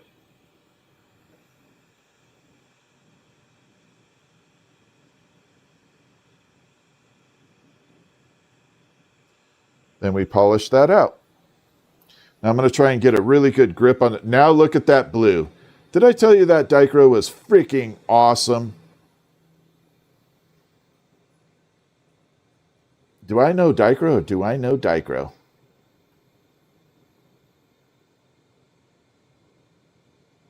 There we go. So yeah, there's the blue dicro, galaxy. Then there's the opposite side. And we got the spider web going. Maybe I can get this closer in now.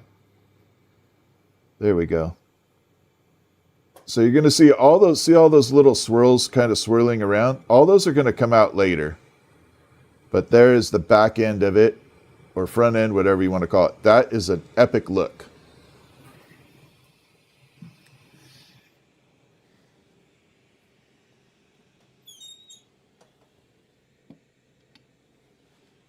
All right, let's bring out the piece we did earlier tonight. So you guys can see what we did a little earlier. We have the dragonfly bumblebee tulip combination going. There we go. Dragonfly is looking really good on there. Little tulip in there. And then we'll mount that into a little acrylic base. It's looking really good right now. I don't know if we're going to get any blacklight stuff coming out of it. A little bit of pink. See the pink starting to come out? Yeah, we got a little pink. Maybe we'll get some uranium on the dragonfly. A little bit. Starting to come out. While it's hot, it doesn't show as well. But you can see that pink running all the way throughout it. Last look. There we go. Yeah, this piece is freaking awesome. I can't wait to get this mounted into a base.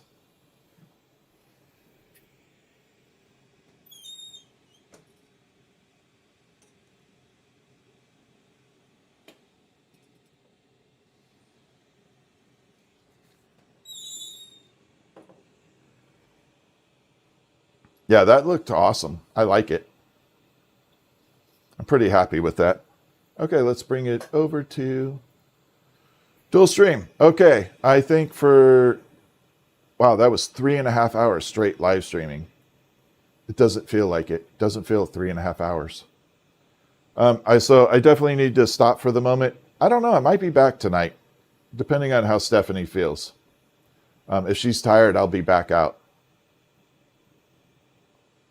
I know 3.5 hours went fast. Again, Red Squeak, I didn't say hi to you. I'm so sorry. I apologize.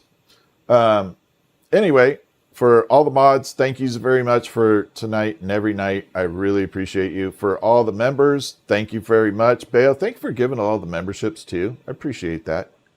I want to acknowledge you for that.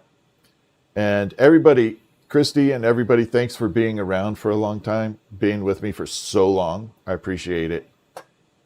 I appreciate all of you. So we'll talk soon. And if I'm back on tonight, join me.